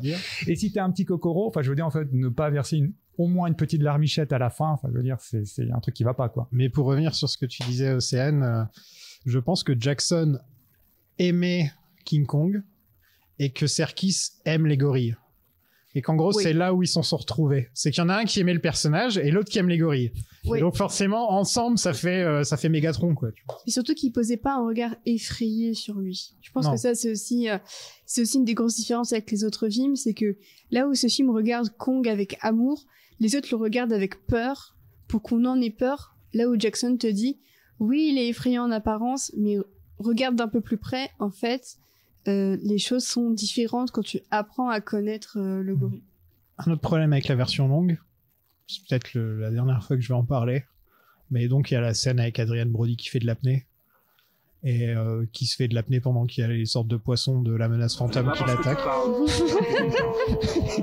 Il y a les poissons de la menace... qui l'a voulu, hein. Il y a les poissons de la menace fantôme qui l'attaquent et non, et en plus il fait de l'apnée pendant genre facile 10 minutes quoi. Il est là comme ça et c'est pas très bien fait. Ça fait penser un peu à la scène sous l'eau dans Le Retour du Roi quand il y a Gollum et son cousin qui vont sous l'eau et qui cherchent l'anneau. C'est pas très bien fait, tu vois, l'effet est pas génial, l'eau est trop claire, enfin tu vois, il y a un truc qui va pas forcément, et je trouve que là je comprends tout à fait pourquoi cette scène a été virée de la version normale, quoi. Après, je sais pas si elle avait été terminée, tu vois. Ah, c'est possible. Est-ce que, parce que c'est quand même une scène assez longue, hein, ça va être, je sais pas, au moins 5 minutes, voire plus. Ah ouais, elle est longue. La scène, en fait, de la rivière, elle est longue. Donc, je pense pas qu'il l'avait terminée déjà, en fait, base. Mais elle apporte pas grand chose, c'est pas comme s'il y avait un personnage important qui meurt ou quelque chose. Il se passe pas forcément un truc important dans cette scène. Non, mais encore une fois, comme on disait en fait tout à l'heure, enfin, je le disais, en fait, tu vois, on est sur une envie en fait d'en donner encore plus. Ouais. Tu vois, et tu te dis, bah voilà, en fait, vous êtes là potentiellement pour ça, je vais vous donner ça, quoi, tu vois. Et je pense qu'après aussi, c'est peut-être fait plaisir aussi. Hein. Qu'il en garde un peu sous le coude pour le film d'après, tu vois. Il faut qu'il se calme de temps en temps, Peter. Je me doutais que vous n'étiez pas un de ces durs à cuire qu'on vous voit jouer à l'écran. Et il se trouve qu'en fait, vous n'êtes qu'un lâche. Eh mon vieux, il faut vous réveiller. Les héros, les vrais, ne me ressemblent absolument pas. Le vrai héros a une calvitie précoce, du bide et une bouche pleine de caries. Moi, je ne suis qu'un acteur avec un fusil qui est démotivé. Anne se retrouve en tête-à-tête avec un Vastosaurus. C'est un Virex, on appelle ça en anglais, à cause d'un mille-pattes horrible qui entre presque dans sa bouche. C'est l'horreur, c'est là que ça commence. C'est du body horror limite. Ouais. Tout ce qui a avec la bestiole qui va dans sa bouche là presque, enfin qui met son antenne dans sa bouche. C'est oui. Mais avant ça, il y a Kong contre les Virex. Et est-ce que vous saviez que c'est ce connard de Bryan Singer qui a tourné ces scènes? Je l'ai appris aujourd'hui. Que Bryan Singer a tourné les scènes de Kong contre le Virex, apparemment parce que Peter Jackson, il lui devait un service ou un truc comme ça, et donc c'est Bryan Singer qui s'est retrouvé à réaliser ces quelques scènes. C'est drôle parce que King Kong a été le film le plus cher de l'histoire en 2005, et en 2006 est sorti Superman Returns, qui est devenu le film le plus cher de l'histoire lui aussi. Ouais. Mais c'est rigolo ça, parce que je connaissais pas cette anecdote, mais il me semble que Bryan Singer apparaît dans un des journaux qui, je crois, on les a évoqués tout le long du tournage. En fait, ils avaient créé un site, Kong is King, je crois, .net. Enfin bref. Et donc, ils faisaient pas tous les jours, je pense, enfin régulièrement, plein de petites vidéos. Qu'ils ont ressorti après en fait en DVD, donc c'est assez sympa. Et dans un des nombreux journaux en fait de bord, on va dire, tu as Bryan Singer, mais en fait qui est là en mode coucou, vous faites un film, tout ça, et en fait ils font une blague. Coucou, vous avez quel âge? Wow. Désolé. Et donc voilà, mais je savais pas effectivement qu'il avait tourné cette séquence. Elle est cool cette séquence par contre, avec l'arrachage de langue, la balançoire. Ouais, la balançoire. La scène il s'éclate avec juste. Il y a des lianes, il y a des T-Rex. Qu'est-ce que je peux faire avec? Je vais faire un coup de balançoire. Enfin, on dirait vraiment un gamin qui s'allume, qui est avec ses jouets, qui fait. Tu vois, genre, prends ça, ya. tu sens qu'il fait ses films comme ça en fait. Ouais. Et elle est cool cette scène. Elle était déjà cool dans l'original aussi, et elle est cool dans celui-là aussi. Ouais, il rend hommage d'ailleurs en fait à la séquence de. La séquence existe déjà, mais dans le mouvement, tu sais, quand il arrache en fait, quand. Il vérifie qu'il est encore en vie et il le fait bouger. Ouais, ça va. Ça, il le fait dans la version de 1933. Ouais. Puis même l'arrachage de langue et tout. Ouais. C'est violent, c'est brut. Mais c'est assez violent pour un blockbuster grand public, je trouve. Ouais, quand même. Ouais, parce que il me semble, d'ailleurs, alors tu le vois rapidement, mais avant qu'il soit chloroformé, je crois qu'en fait, il prend un gars, je sais pas s'il le décapite ou il le bouffe, je crois qu'il le décapite. Il le décapite avec les dents. Voilà, et en fait, après, il jette en fait le. C'était une demande de Serkis, justement, que King Kong ne soit pas un mangeur d'hommes ou un truc comme ça, parce que les gorilles ne mangent pas de viande. Ah oui, et donc il a dit il faut bien montrer qu'il le jette après, que c'était juste un coup de je te décapite et je te vire quoi. Ça marche très bien. Ouais. C'est vrai qu'on pouvait se poser dans la question dans ce film 1933, est-ce qu'il aime bien bouffer des gens ou pas, parce qu'il a toujours un grand sourire à chaque fois. Ce film 1933, il a un gros sourire de pervers à chaque fois. L'instant où Anne comprend que Kong veut la protéger, ça fait un peu relation toxique, mais j'aime bien. Et là on a le droit à 10 minutes d'insectes, c'est l'horreur. Qu'est-ce que t'en penses, Océane? C'est quoi ton insecte préféré? Est-ce que c'est la petite sangsue qui bouffe, la grosse sangsue, pardon, qui bouffe Andy Serkis? Moi, je crois que c'est le truc qui prend par la tête. Ouais, c'est Andy, c'est la sangsue. Ouais. Mais ils ont été inventés ce truc, ça n'existe même pas. Il y a rien qui ressemble à ça dans la vraie vie. C'est dégueulasse ce qu'ils ont fait. Ouais, non, mais alors techniquement, c'est une scène incroyable. Je trouve qu'elle est quasiment insoutenable. Je la trouve insoutenable à regarder. À chaque fois que je revois le film, je suis désolée, mais je fais avance rapide. Et je me souviens que quand j'avais découvert le film à la télé sur Canal+, et que parfois il repassait sur Canal et que mon frère aimait bien le regarder, dès qu'il y avait cette scène, je me barrais dans la chambre. Parce que vraiment, pour moi, c'est une des séquences les plus terrifiantes que j'ai vues de ma vie, quoi. Vraiment, il y a eu un avant et un après cette scène dans ma tête. Bah moi, tu vois, ça me fait penser à Brain Dead. Ah oui, mais c'est complètement ça. Où il va te mettre vraiment, il va essayer à 200% de te dégoûter de toutes les manières possibles. Je peux pas regarder. Et en plus, je trouve que le travail le plus impressionnant, c'est sur les bruitages. Ah oui. Parce que autant voir la scène, ok, mais les bruitages de succion, des hurlements, des craquements, pour moi, c'est ça le pire, c'est le son en fait. Après, moi, je vais passer en fait pour le petit pervers du groupe, mais j'aime bien cette scène en fait. Non mais ce que je lui reproche, justement, elle est bien cette scène. Elle est trop longue. Elle est bien. Ouais, elle est un peu longue. Elle est un peu longue et en fait, il y a malheureusement en fait pour moi en fait trop de CGI. Et du coup, en fait, toutes ces créatures, je pense que ça aurait été encore plus cool, tu vois, si ça avait été en fait des animatronics, tu vois, ce genre de truc, tu vois, en fait, avec un côté un peu plus vrai, tout simplement, tu vois. Après, voilà, donc effectivement, en fait, la mort d'Andy Serkis, c'est Peter Jackson aime ses CGI. Ouais. Mais d'ailleurs, en fait, ce qui est rigolo par rapport à cette séquence-là, c'est que forcément, Serkis n'avait pas vu la scène avant l'avant-première, je crois. Il l'a vu en fait en même temps que tout le monde et en même temps que ses enfants. Et ses enfants en fait ont trouvé la séquence très très drôle. Papa il se fait bouffer par un insecte, c'est trop cool. Et lui-même en fait quand il a vu la séquence à l'avant-première, mais il a éclaté de rire parce que voilà, tu sais, il lui avait juste donné des indications, vas-y mets ta tête en arrière, crie, donc il avait pas vu à quoi ça allait ressembler quoi. Et effectivement, quand tu vois que je crois que t'as 3 grosses limaces qui lui bouffent la tête et les bras, je crois. Enfin voilà, il reste plus grand chose de lui après quoi. Andy Serkis, qui entre nous aurait dû gagner un Oscar pour un de ses 3 rôles qu'il a fait déjà depuis longtemps. Bien sûr. Et j'espère qu'un jour il se trouvera un rôle live action pour avoir un Oscar de la manière classique, parce que je sens qu'il n'y a aucun personnage de CGI qui va avoir un Oscar, tu vois. Sinon Yoda l'aurait eu à l'époque. Merde. Oui, là, tu mérites. Désolé, mais Andy Serkis a joué dans une série de cette il est très bien. One Way Out.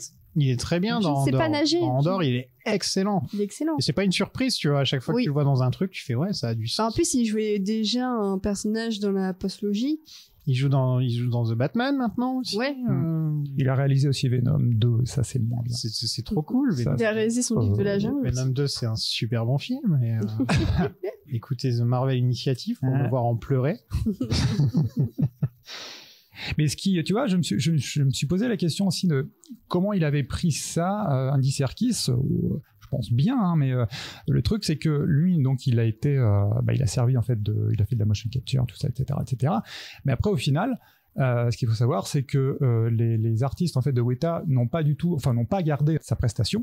Elle a servi en fait de modèle, et toutes les animations en fait ils ont refaites à partir en s'inspirant en fait de ce que Serkis avait fait, parce que il y avait certains mouvements qui allaient pas, ou c'était trop humain, enfin tu vois, il y avait plein de petits trucs, ça leur allait pas. Et tu vois, je me suis souvent demandé comment il avait pris le truc. Alors tu vois en fait toujours sa prestation, comme on disait tout à l'heure, c'est dans le regard, son regard, etc. Ouais. Voilà, ça c'est lui. Voilà, mais tout le reste, tu vois, alors le fait de savoir que ça a servi de base pour refaire les animations, bon, c'est une chose, tu vois, mais le fait de se dire mince, je m'étais quand même donné à fond en fait sur le tournage, etc. Il est habitué parce que dans Le Seigneur des Anneaux, il devait tourner une scène avec Andy et Frodon, etc. et une scène sans lui, et il savait jamais laquelle ils allaient utiliser. Donc il y a des scènes dans Le Seigneur des Anneaux où il n'y a pas Serkis, ça a été ajouté entièrement, tu vois. Donc, je pense son travail, c'est vraiment un mec dans l'ombre. Donc c'est vraiment sa spécialité, c'est de se cacher, un peu comme certains doubleurs qui vont se cacher derrière un rôle, tu vois, c'est un peu pareil. Il s'en fout, je crois qu'il a pas d'ego à ce niveau-là. Il a pas l'air d'avoir un énorme ego à se dire il faut qu'il y ait mon nom partout, faut qu'on me voit. Il a l'air très humble. Ouais. Mais c'est pour ça que c'est cool en fait pour lui Kong, parce que surtout après Le Seigneur des Anneaux où il avait incarné Gollum, là il incarnait encore en fait une créature, mais en parallèle ils lui ont quand même donné, tu vois, ce rôle, donc qui est cool. Tu vois, donc tu vois pas beaucoup, mais en fait il est marquant. Nous sommes millionnaires, mes enfants. Chacun de vous aura sa part. Dans quelques mois, son nom en lettres lumineuses s'affichera sur Broadway. Kong, la 8e merveille du monde. On entre dans le deuxième film du film, Retour à New York, c'est l'hiver. Carl Denham présente Kong à la foule. Ils refont la scène donc du premier film, de l'original, avec les indigènes, avec la musique, c'est exactement la même musique et tout. J'ai pointé vers l'écran. Et il voit que la blonde n'est pas Anne, et il est pas content du tout. La pauvre fille se fait jeter comme une merde. Ouais, je me suis demandé si elle était pas morte. Et c'est la doublure de Naomi Watts. La vraie doublure. Ouais, c'est la doublure de Naomi Watts. Trop bien. C'est pas très flatteur pour elle, cela dit. Mais... T'es qu'une doublure. Ça, tu vois, c'est le truc aussi du scénario qui m'a fait me questionner, parce que, tu vois, si tu essaies de me mettre en fait à la place de Anne, donc certes, en fait, Kong est emprisonné, donc bon, voilà, ils font, tu vois, en fait, ils vont l'utiliser. Après, tu vois, je me serais mis à sa place, je me dis, ok, est-ce que t'as déjà cette relation, tu vois, entre les deux? Tu vois, donc, et je crois qu'ils le disent à un moment, en fait, Anne n'est pas là parce qu'en fait, elle n'était pas d'accord avec ce qu'il faisait, tu vois, elle ne cautionne pas tout ça, etc. Mais d'un autre côté, tu vois, en fait, elle aurait pu se dire aussi, sans moi, parce que je suis important pour lui, je sais à quel point, en fait, je suis important pour lui, est-ce que je ne vais pas rester près de lui, tu vois, en fait, pour, je sais pas, ou le calmer, tu vois, ou l'apaiser, etc., quoi. Mais c'est marrant que le sort de la première, justement, on voit que c'est pas Anne.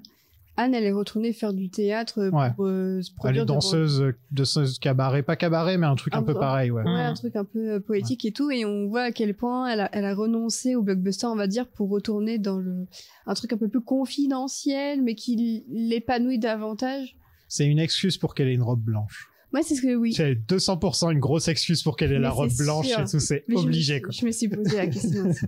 Mais ils se sont dit, comment on va faire pour que Anne soit dans la belle robe blanche quand elle va voir King Kong? C'est obligé, c'est pour ça, quoi. Mais je trouve ça beau, puis c'est aussi un message de comment lutter face face à une exploitation comme ça, c'est tu retournes faire du théâtre pour 3 personnes qui te regardent et 2 centimes par jour, quoi. Ouais. C'est triste, mais c'est un peu réaliste, quoi. Le moment encore plus très humain, je veux dire, de Kong, c'est quand il voit Jack. Ouais. Et qu'il reconnaît Jack. Justement, Jack, s'il sert bien à quelque chose dans ce film, c'est à montrer la haine de Kong envers lui. Oui. Et ça fonctionne, par contre. Ça fonctionne bien, le regard, quand il le voit, genre, ou toi, toi tu vas je te connais. Moi, je sais qu'il y a, déjà un gorille normal qui te regarde comme ça. Tu sais que t'es mort, normalement. Dans n'importe quel monde, tu es mort.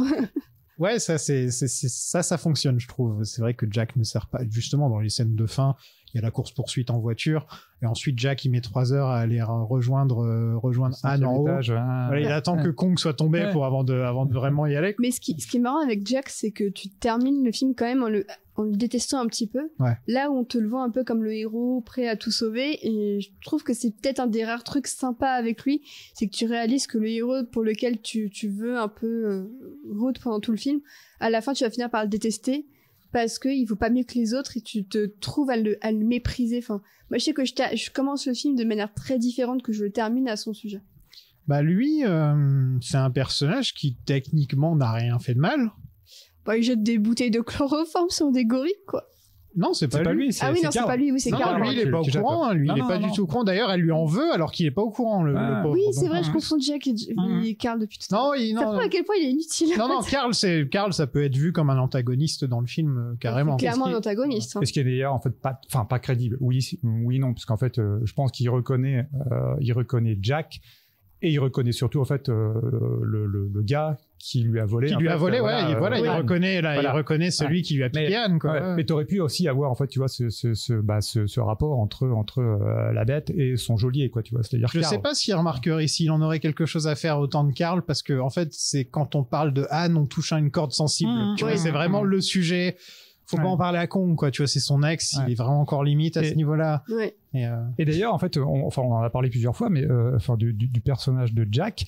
Et pareil, en fait, moi, la scène, elle me fait sourire quand à la fin, quand il est à New York, quand Jack est en train de regarder une de ses représentations, une des pièces en fait qu'il a écrites, et la scène est tellement cliché, c'est nul, tellement cliché en mode. Mais c'est vrai, j'ai laissé en fait partir celle que j'aimais. Surtout que il se rend compte de ça en regardant sa propre pièce qu'il a écrite lui-même. Hyper égocentrique. Ça n'a aucun sens. Ça n'a aucun sens. Il y a Kong qui est en ville et qui attrape toutes les blondes qu'il voit, un peu comme DiCaprio. Oh. Elles sont un peu plus âgées. Dans le film. Ils refont la scène du métro de 1933 et de 1976. C'est une scène qui est importante apparemment, la scène du métro. Et Anne apparaît dans la brume et Kong est heureux. C'est un magnifique plan, comme tu le disais. C'est l'instant. En plus, j'aime beaucoup ce qui suit cette scène, c'est-à-dire quand ils vont dans Central Park sur le lac gelé. Il y a un moment de calme dans le film, alors qu'il se passe toujours plein de trucs dans le film, et il y a un petit moment de vraiment le centre du cyclone, quoi.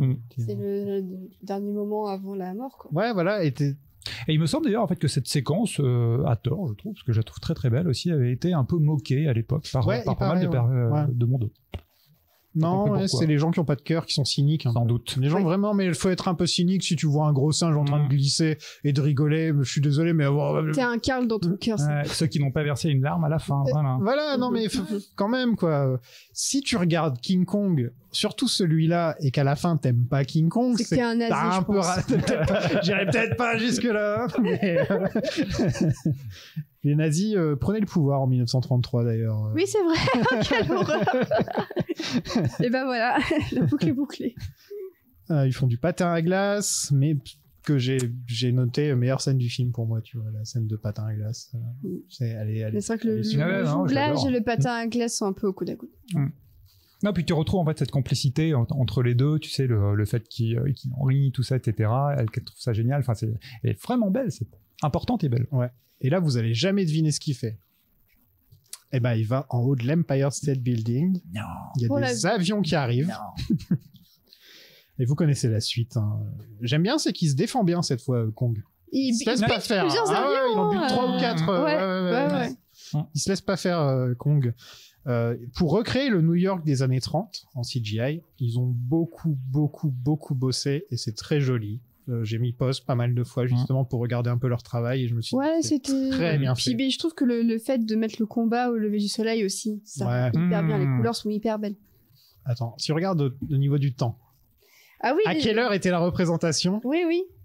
Combien de temps ils sont restés à Central Park? C'est le truc qu'il faut jamais faire au cinéma, jamais. Si tu réfléchis faut jamais se poser cette question. Si tu réfléchis. Mais c'est marrant parce que, c'est marrant que tu dis ça parce que rien à voir avec King Kong en fait, mais j'ai revu John Wick 4 il y a pas longtemps et je me suis fait exactement la même réflexion. Quand est-ce qu'il va aux toilettes quoi? Non, à la fin du film, tu te dis mais attends, il fait nuit. En fait, tu rentres dans l'immeuble, en fait, il y a une lumière. Il y a des films comme ça. Il y a un truc qui ne va pas. Il y a un film qui me vient à l'esprit, mais on doit pas en parler.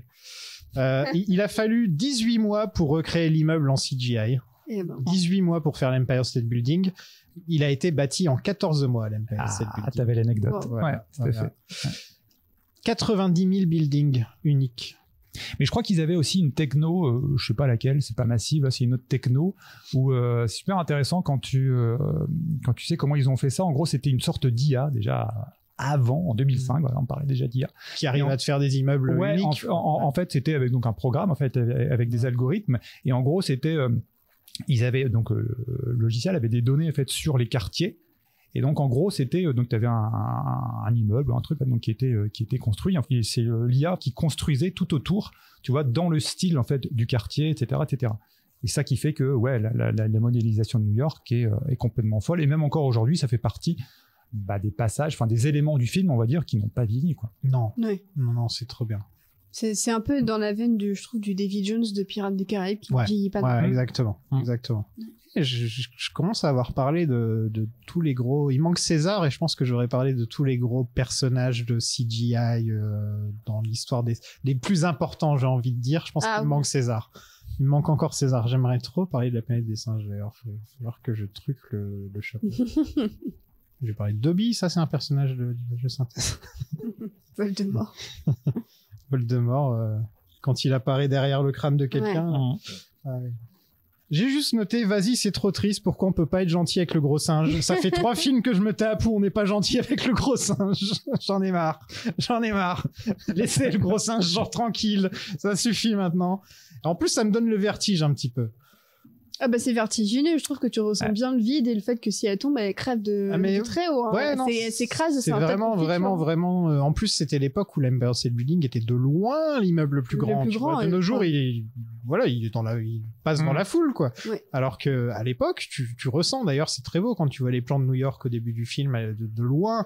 Tu vois à quel point la skyline a évolué par rapport à l'époque. Ouais. Mais en 100 ans, c'est un truc de fou le nombre d'immeubles qu'il y a eu en plus, quoi. Ouais.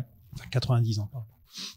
Et il me semble d'ailleurs que il avait fait des repérages en allant au véritable, il, donc Jackson et puis toute son équipe avec Naomi Watts aussi. Et ils avaient fait des repérages en allant notamment tout en haut. Alors vraiment tout en haut en fait de l'Empire State Building. Et c'est rigolo parce que il leur avait fait monter en fait vraiment tout en haut, hein, où il y a une antenne radio, un truc comme ça, je sais plus quoi. Et c'était Jackson en fait qui racontait que il avait filmé, en plus il avait une petite caméra où il avait tout filmé et il disait que donc il était monté et il disait je suis pas resté longtemps parce que là en fait au bout de quelques secondes j'ai vu que le zoom de ma caméra fonctionnait tout seul. Donc en fait il bougeait tout seul et il s'est dit bordel, si ça influe donc les ondes si ça influe en fait sur ma caméra, j'ose même pas imaginer ce que ça donne, ce que ça fait sur mon corps. Il est vite redescendu. Et c'est rigolo parce que tu vois aussi Naomi Watts, en fait, donc qui monte, tout ça, etc. Et la modélisation, en fait, donc de l'intérieur, c'est la petite échelle, tu sais, quand tu la vas monter, c'est vraiment ultra fidèle au véritable Empire State Building, quoi. Je crois que j'ai raconté l'anecdote déjà où j'avais dit que j'étais allé à l'Empire State Building quand j'avais 20-21 ans. Et il y avait un mec déguisé en King Kong qui attendait cool. Quand on faisait la queue, il y avait un mec déguisé en King Kong qui passait comme ça. Et quand je suis allé tout en haut de l'Empire State Building, je n'avais jamais eu de vertige de toute ma vie. Et j'ai eu du vertige et depuis j'ai le vertige. Ça a déclenché en moi un vertige. Et ça, sans déconner, depuis, dès que je suis quelquefois, même si je me mets trop près du rebord de mon balcon, je vais me sentir mal. Et ça a été déclenché par l'Empire State Building, par le concept du fait qu'en taxis sont minuscules. Alors qu'il y a 2 secondes, ils étaient taille normale. Oui, et puis le fait que les immeubles, ils bougent, ils tanguent un petit peu, c'est encore pire maintenant, les nouveaux immeubles qu'ils ont construits à côté de Central Park, qui sont tout longs et tout fins, là, il paraît que quand t'es tout en haut, ça tangue. Tous les immeubles qu'on voit dans Succession, là. Oui. Tu vois, même dans le générique, tu vois qu'ils tanguent un peu. Hein. Ouais, c'est non pour moi. Les immeubles, je dis non maintenant. Surtout celui que j'ai derrière moi, j'en ai marre de le voir. Ça fait 10 ans que j'habite ici. C'est notre Empire State Building à nous. Exactement. Le magnifique tour Montparnasse. Enfin bref, devinez quoi? C'est la Belle qui a tué la Bête. Moi, je trouve ça horrible de dire ça. C'est un peu réducteur. C'est réducteur, ça fait culpabiliser la pauvre Belle qui ne voulait que rien de mal n'arrive à la Bête. Et je suis pas d'accord avec ça. C'est plus le concept. Que genre il est tombé amoureux et du coup c'est ce qui a plus l'amour qui l'a tué. Oui. Voilà, c'est plus ça qu'ils veulent dire. Mais en plus l'ironie de la situation, c'est que c'est quand même Carl, c'est à cause de lui effectivement en fait que Kong est mort en fait qu'il le dit quoi, tu vois. Oui, c'est ça. Et ça devait pas être Carl à l'origine, ça devait être Fay Wray, l'actrice qui joue Anne. Elle est décédée, non? Et elle est décédée juste avant, juste avant, mais c'est elle qui devait dire la phrase, ça aurait été génial, je pense. Ça change carrément le sens du film. En fait, dans celui de 1933, c'est Carl aussi qui dit ça. Donc, ils se sont dit, bon, on va faire la même, quoi. J'aimerais ce soir vous conter une étrange histoire. Celle de notre aventure, au cours de laquelle 17 des nôtres connurent une mort atroce. C'est en faisant la chasse à une bête terrifiante que ces braves périrent. Une monstrueuse aberration de la nature. Mais même la pire des brutes peut être apprivoisée. Oui, mesdames et messieurs, comme vous allez le voir, la bête n'était pas de taille face au charme d'une demoiselle. Qu'est-ce que vous avez pensé de ce petit King Kong de Peter Jackson? C'est un bon film. C'est un bon film. Merci. Voilà. Disons que c'est vraiment le Jackson avec son coffre à jouer par excellence.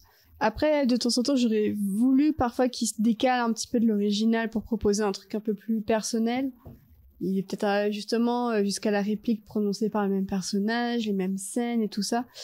Même si tu refais un remake, parfois ça n'empêche pas que tu peux inventer des nouvelles situations. Et c'est peut-être ça en fait qui me manque un peu à ce film-là, c'est que c'est un décalque dans les années 2000 d'un très bon film de 1930. Mais après, ça reste quand même vraiment un super blockbuster qui, je trouve, tient encore très bien la route et qui offre un super personnage Andy Serkis. C'est déjà pas mal. Je trouve que, justement, ça veut dire beaucoup sur King Kong, que tu peux prendre un film de 1933 et quasiment ne pas y toucher à part l'étirer et le mettre en 2005 et ça fonctionne encore. En fait, ça veut dire que l'original, il est quand même vachement bien. C'est un testament à la qualité de l'original. L'original est quand même super bien pour que tu prennes plus ou moins le même film, tu l'étires et tu le mets avec des effets spéciaux de nos jours. Et ça, c'est un des meilleurs films de Peter Jackson. Je vais le dire tout de suite. Pour moi, c'est un des meilleurs films de Jackson. C'est dans son top 5. Ouais, je me mouille pas trop. Oui, top 5. C'est au moins dans son top 5. Non, mais en fait, c'est complètement ça. Et tu vois, je me faisais la réflexion encore dernièrement que, après, c'est parce que j'aime beaucoup ce film. Enfin, moi, c'est mon préféré aussi de Jackson, même s'il y a beaucoup de films en fait, de Jackson que j'aime beaucoup. Dans Phantom contre Phantom. Enfin, j'adore ce film-là. Mais bref, Créature Céleste, j'ai adoré. Créature Céleste aussi, ouais. Mais encore aujourd'hui, tu vois, si tu prends... parce qu'en fait, il officie, c'est un peu une sorte d'ovni, tu vois. En fait, c'est un film d'aventure, c'est un film d'action, c'est un film d'amour, simplement. Donc, tu vois, t'as tous les genres. Aujourd'hui, tu vois, j'étais en train de me dire, tiens, qu'est-ce qui s'en rapproche le plus? Tu vois, encore, tu vois, j'avais en tête les Jurassic Park, mais Jurassic Park, en fait, c'est pas Jumanji, bien sûr. Jumanji. Ah ouais. Tous les films de The Rock, oui. Rampage, voilà, c'est Rampage. Voilà, Rampage, ouais. Non, mais c'est vrai.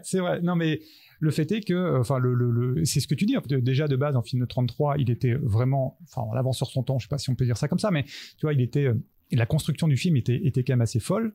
Donc, en 2005, tu te dis, avec la technologie de l'époque, il avait remis en fait, tu vois, au goût du jour cette histoire qui datait de quand même pas même quelques années, et encore aujourd'hui, tu vois, le film en fait a très très bien vieilli, et je trouve qu'il a trouvé, il a mis le curseur, même si, comme on disait, tu vois, c'est son film préféré, enfin il le dit, j'ai envie de le croire pour le coup, parce que bon, quand à 10 ans, 11 ans, effectivement, tu reproduis en stop motion of King Kong, tu reproduis en fait le haut de l'Empire State Building. je pense qu'effectivement, tu as une vraie passion pour ce film-là, et donc c'est un film passion, film fait de Jackson pour King Kong, et puis après derrière, en fait, il est tellement généreux que, enfin, ça force le respect, quoi. Moi, je refaisais Matrix quand j'étais ado. Est-ce que ça veut dire qu'un jour je ferai Matrix 5? Bah, sans doute. Ouais! Sans doute. Moi, j'avais adoré ce film quand je l'avais vu au cinéma, au point que ça m'avait ça m'avait ému, tu vois. C'était ce genre de film où quand je suis sorti, j'avais la petite larme. J'avais jamais vu l'original. Je ne savais pas qu'il y avait cette magnifique phrase pour résumer tout le film à la fin, tu vois. Quand tu mets une phrase comme ça pour résumer tout le film à la fin, tu es obligé de chialer, quoi. C'est une phrase qui s'écrit toute seule, mais qui en même temps, il fallait l'écrire à l'origine. Je sais pas si ça a du sens ce que je suis en train de dire. Fallait l'inventer. Voilà, c'est une phrase que tu as l'impression d'avoir toujours entendue toute ta vie, mais il fallait quand même l'entendre la première fois, quoi. Presque tout est parfait dans la version ciné, pour moi. Peut-être la scène des insectes qui est un peu trop longue, je vais pas te mentir. Et en fait, je trouve qu'elle se complaît trop, justement, dans le gore. Pour moi, c'est vraiment la scène de la complaisance par excellence, alors que tout le reste est assez bien dosé. Mais qui renvoie aussi au cinéma de Jackson, parce qu'il aime faire en fait à ses débuts. Donc, elle a du sens. Jack est un problème, on en a parlé, Jack est pas vraiment génial, mais en même temps, tu sens que l'amour de Jackson est carrément dans le rôle du réalisateur et de son actrice, hein. C'est vraiment ce qui l'intéresse, c'est ça, quoi. Le scénariste, il s'en fout. Voilà, on en a rien à foutre du scénariste. D'accord. Et, par contre, ouais, la version longue m'a par moments limite choqué, parce que je me disais pourquoi ce film n'a pas besoin d'une version longue. Enfin, on n'est pas en train de parler du Seigneur des Anneaux, on n'est pas en train de... Il y a des films, ils font la durée qu'ils font, et voilà, t'as filmé plus de trucs, bah tu les mets en scène coupée dans le DVD, quoi. T'es pas obligé de refaire encore. Tous ces films, maintenant, ils vont avoir une version longue. Il va te faire une version longue de Créatures Célestes où tu vas apprendre elles se sont évadées de prison. Non, mais, excuse-moi, je sais que t'as beaucoup aimé la version longue, mais je trouvais quand j'étais à la moitié du film, j'ai une phrase qui m'est venue dans la tête, je fais: pourquoi j'ai pas cliqué sur Theatrical Version? Pourquoi il faut que je sois un complétiste, il faut que je fasse tout à fond, et donc je me suis dit je vais regarder la version longue, et je l'ai regretté. Donc je vous conseille pas la version longue. Par contre, la version ciné, c'est enfin moi j'adore. Je dirais pas que c'est aussi bien que celui de 1933, ça se compare pas, c'est des choses, c'est tellement c'est des époques c'est très compliqué à comparer. Les deux sont importants dans leur utilisation des effets spéciaux, je veux dire, ce que Serkis a fait est aussi important que ce qu'ils... Enfin non, peut-être pas aussi important, mais c'est pas mal. Moi, non, mais il y a eu Gollum avant, je veux dire, il y a eu Gollum avant. Ouais, mais sans King Kong, t'aurais pas eu César, je pense. C'est possible, ouais. C'est possible. Et donc voilà, un film sympathique. Plus en l'air. Merci beaucoup à vous deux d'être venus dans la chaleur. Merci et surtout qu'on a mis une demi-heure, 3/4 d'heure avant de lancer l'épisode. Donc merci beaucoup d'être venus. On peut vous retrouver où? Toi, toujours les Mania Adaptation Club, quand ça reviendra. Quand ça reviendra, quand j'aurai résolu mes soucis techniques. Voilà, quand tu auras la fibre. De temps en temps, je suis chez First Print. On avait fait quoi ensemble sur Patreon? On avait fait les 8 salopards. Les 8 salopards, et t'avais une des pires connexions de l'histoire. Oui, donc j'espère que ce sera réglé. J'espère que ce sera réglé la prochaine fois. Beaucoup de gens me l'ont dit, et voilà. Toi, on peut te retrouver où? Principalement sur Twitter. J'ai un petit blog aussi, yansolo.fr, où j'écris parfois quand j'ai un peu de temps, donc c'est-à-dire 1 ou 2 articles par mois. Bon. T'as dit quoi, Yann Solo.fr. Ok, Yann. Faut que t'appuies en fait. Yann Solo. Yann, c'est bon. Yann, ça passe, c'est Yann. C'est pas Anne. Je suis désolé, c'est le nom de mon blog. Merci beaucoup à vous deux. Merci. Les avions n'y sont pour rien. C'est la belle qui a tué la bête. Merci beaucoup d'avoir suivi cet épisode sur le King Kong de Peter Jackson. Et vous, c'est quoi votre King Kong préféré d'ailleurs? N'hésitez pas à nous envoyer un message sur @lasagapod sur Twitter, ou même dans les messages sur Spotify. N'hésitez pas à nous dire... N'hésitez pas à me dire quelle est votre saga préférée, qu'est-ce que vous pensez de King Kong, est-ce que vous avez aimé les épisodes sur Twilight, ce genre de choses. Je voulais aussi remercier les plus grands participants du Patreon: Yann Marcel, Donkey Vincent, Selim César, Funky Ced, Didi Romain, Curious Renato, Pierre Rafiki, Dixie Océane, Monsieur Tini, Tiny Lizzy, Michel Abou, Roi Louis, Julien Mojojojo, Lobagoku, Dylan Jacques le Singe, Franck Grod, Damien Joyang, Seb Bubbles, Claire Zayus, Aurélien Chita, Alexis Koba, l'Armée des 12 Elvire, Pascal Cornelius, Alex Babouche, Cranky Jérém, Sarah Zira, Célis Maurice, Jonathan Lanky, Célim Cranky et Lorraine. Je t'ai pas trouvé de nom pour l'instant. Je suis désolé, je suis à court de noms de singes et ça fait beaucoup de gens à trouver des noms de singes. Et merci aussi bien sûr à Mehdi, Béa et Barbara, les singes volants du Magicien d'Oz et King Gérard Kong. Si vous voulez les rejoindre, c'est sur patreon.com/plan-séquence. Patreon, ça vous permet de m'aider financièrement et moi en échange, je vous propose plein d'épisodes bonus. Il y en a vraiment beaucoup. D'ailleurs, si vous voulez, il y a une liste sur Twitter où vous pouvez retrouver tous les épisodes bonus que j'ai fait. Faudrait que je les compte, un de ces 4, mais il y en a vraiment beaucoup. Il y en a 1 ou 2 par saga à chaque fois. Et là, pour la saga King Kong, comme vous l'avez entendu, les gens avaient choisi Rampage. Donc j'ai fait un épisode sur Rampage avec Martin Gamera et c'était très sympa. En même temps, on va reprendre les séries télé. J'ai fait un épisode de mon podcast perso sur l'histoire d'HBO. Ça pourrait peut-être vous intéresser si vous êtes sériephile. Et si vous n'avez pas le sou, n'hésitez pas à mettre 5 étoiles sur Apple Podcast ou sur Spotify. Un petit message aussi si vous voulez être sympa. Dans le prochain épisode, je vous parlerai de Skull Island. À la prochaine tout le monde!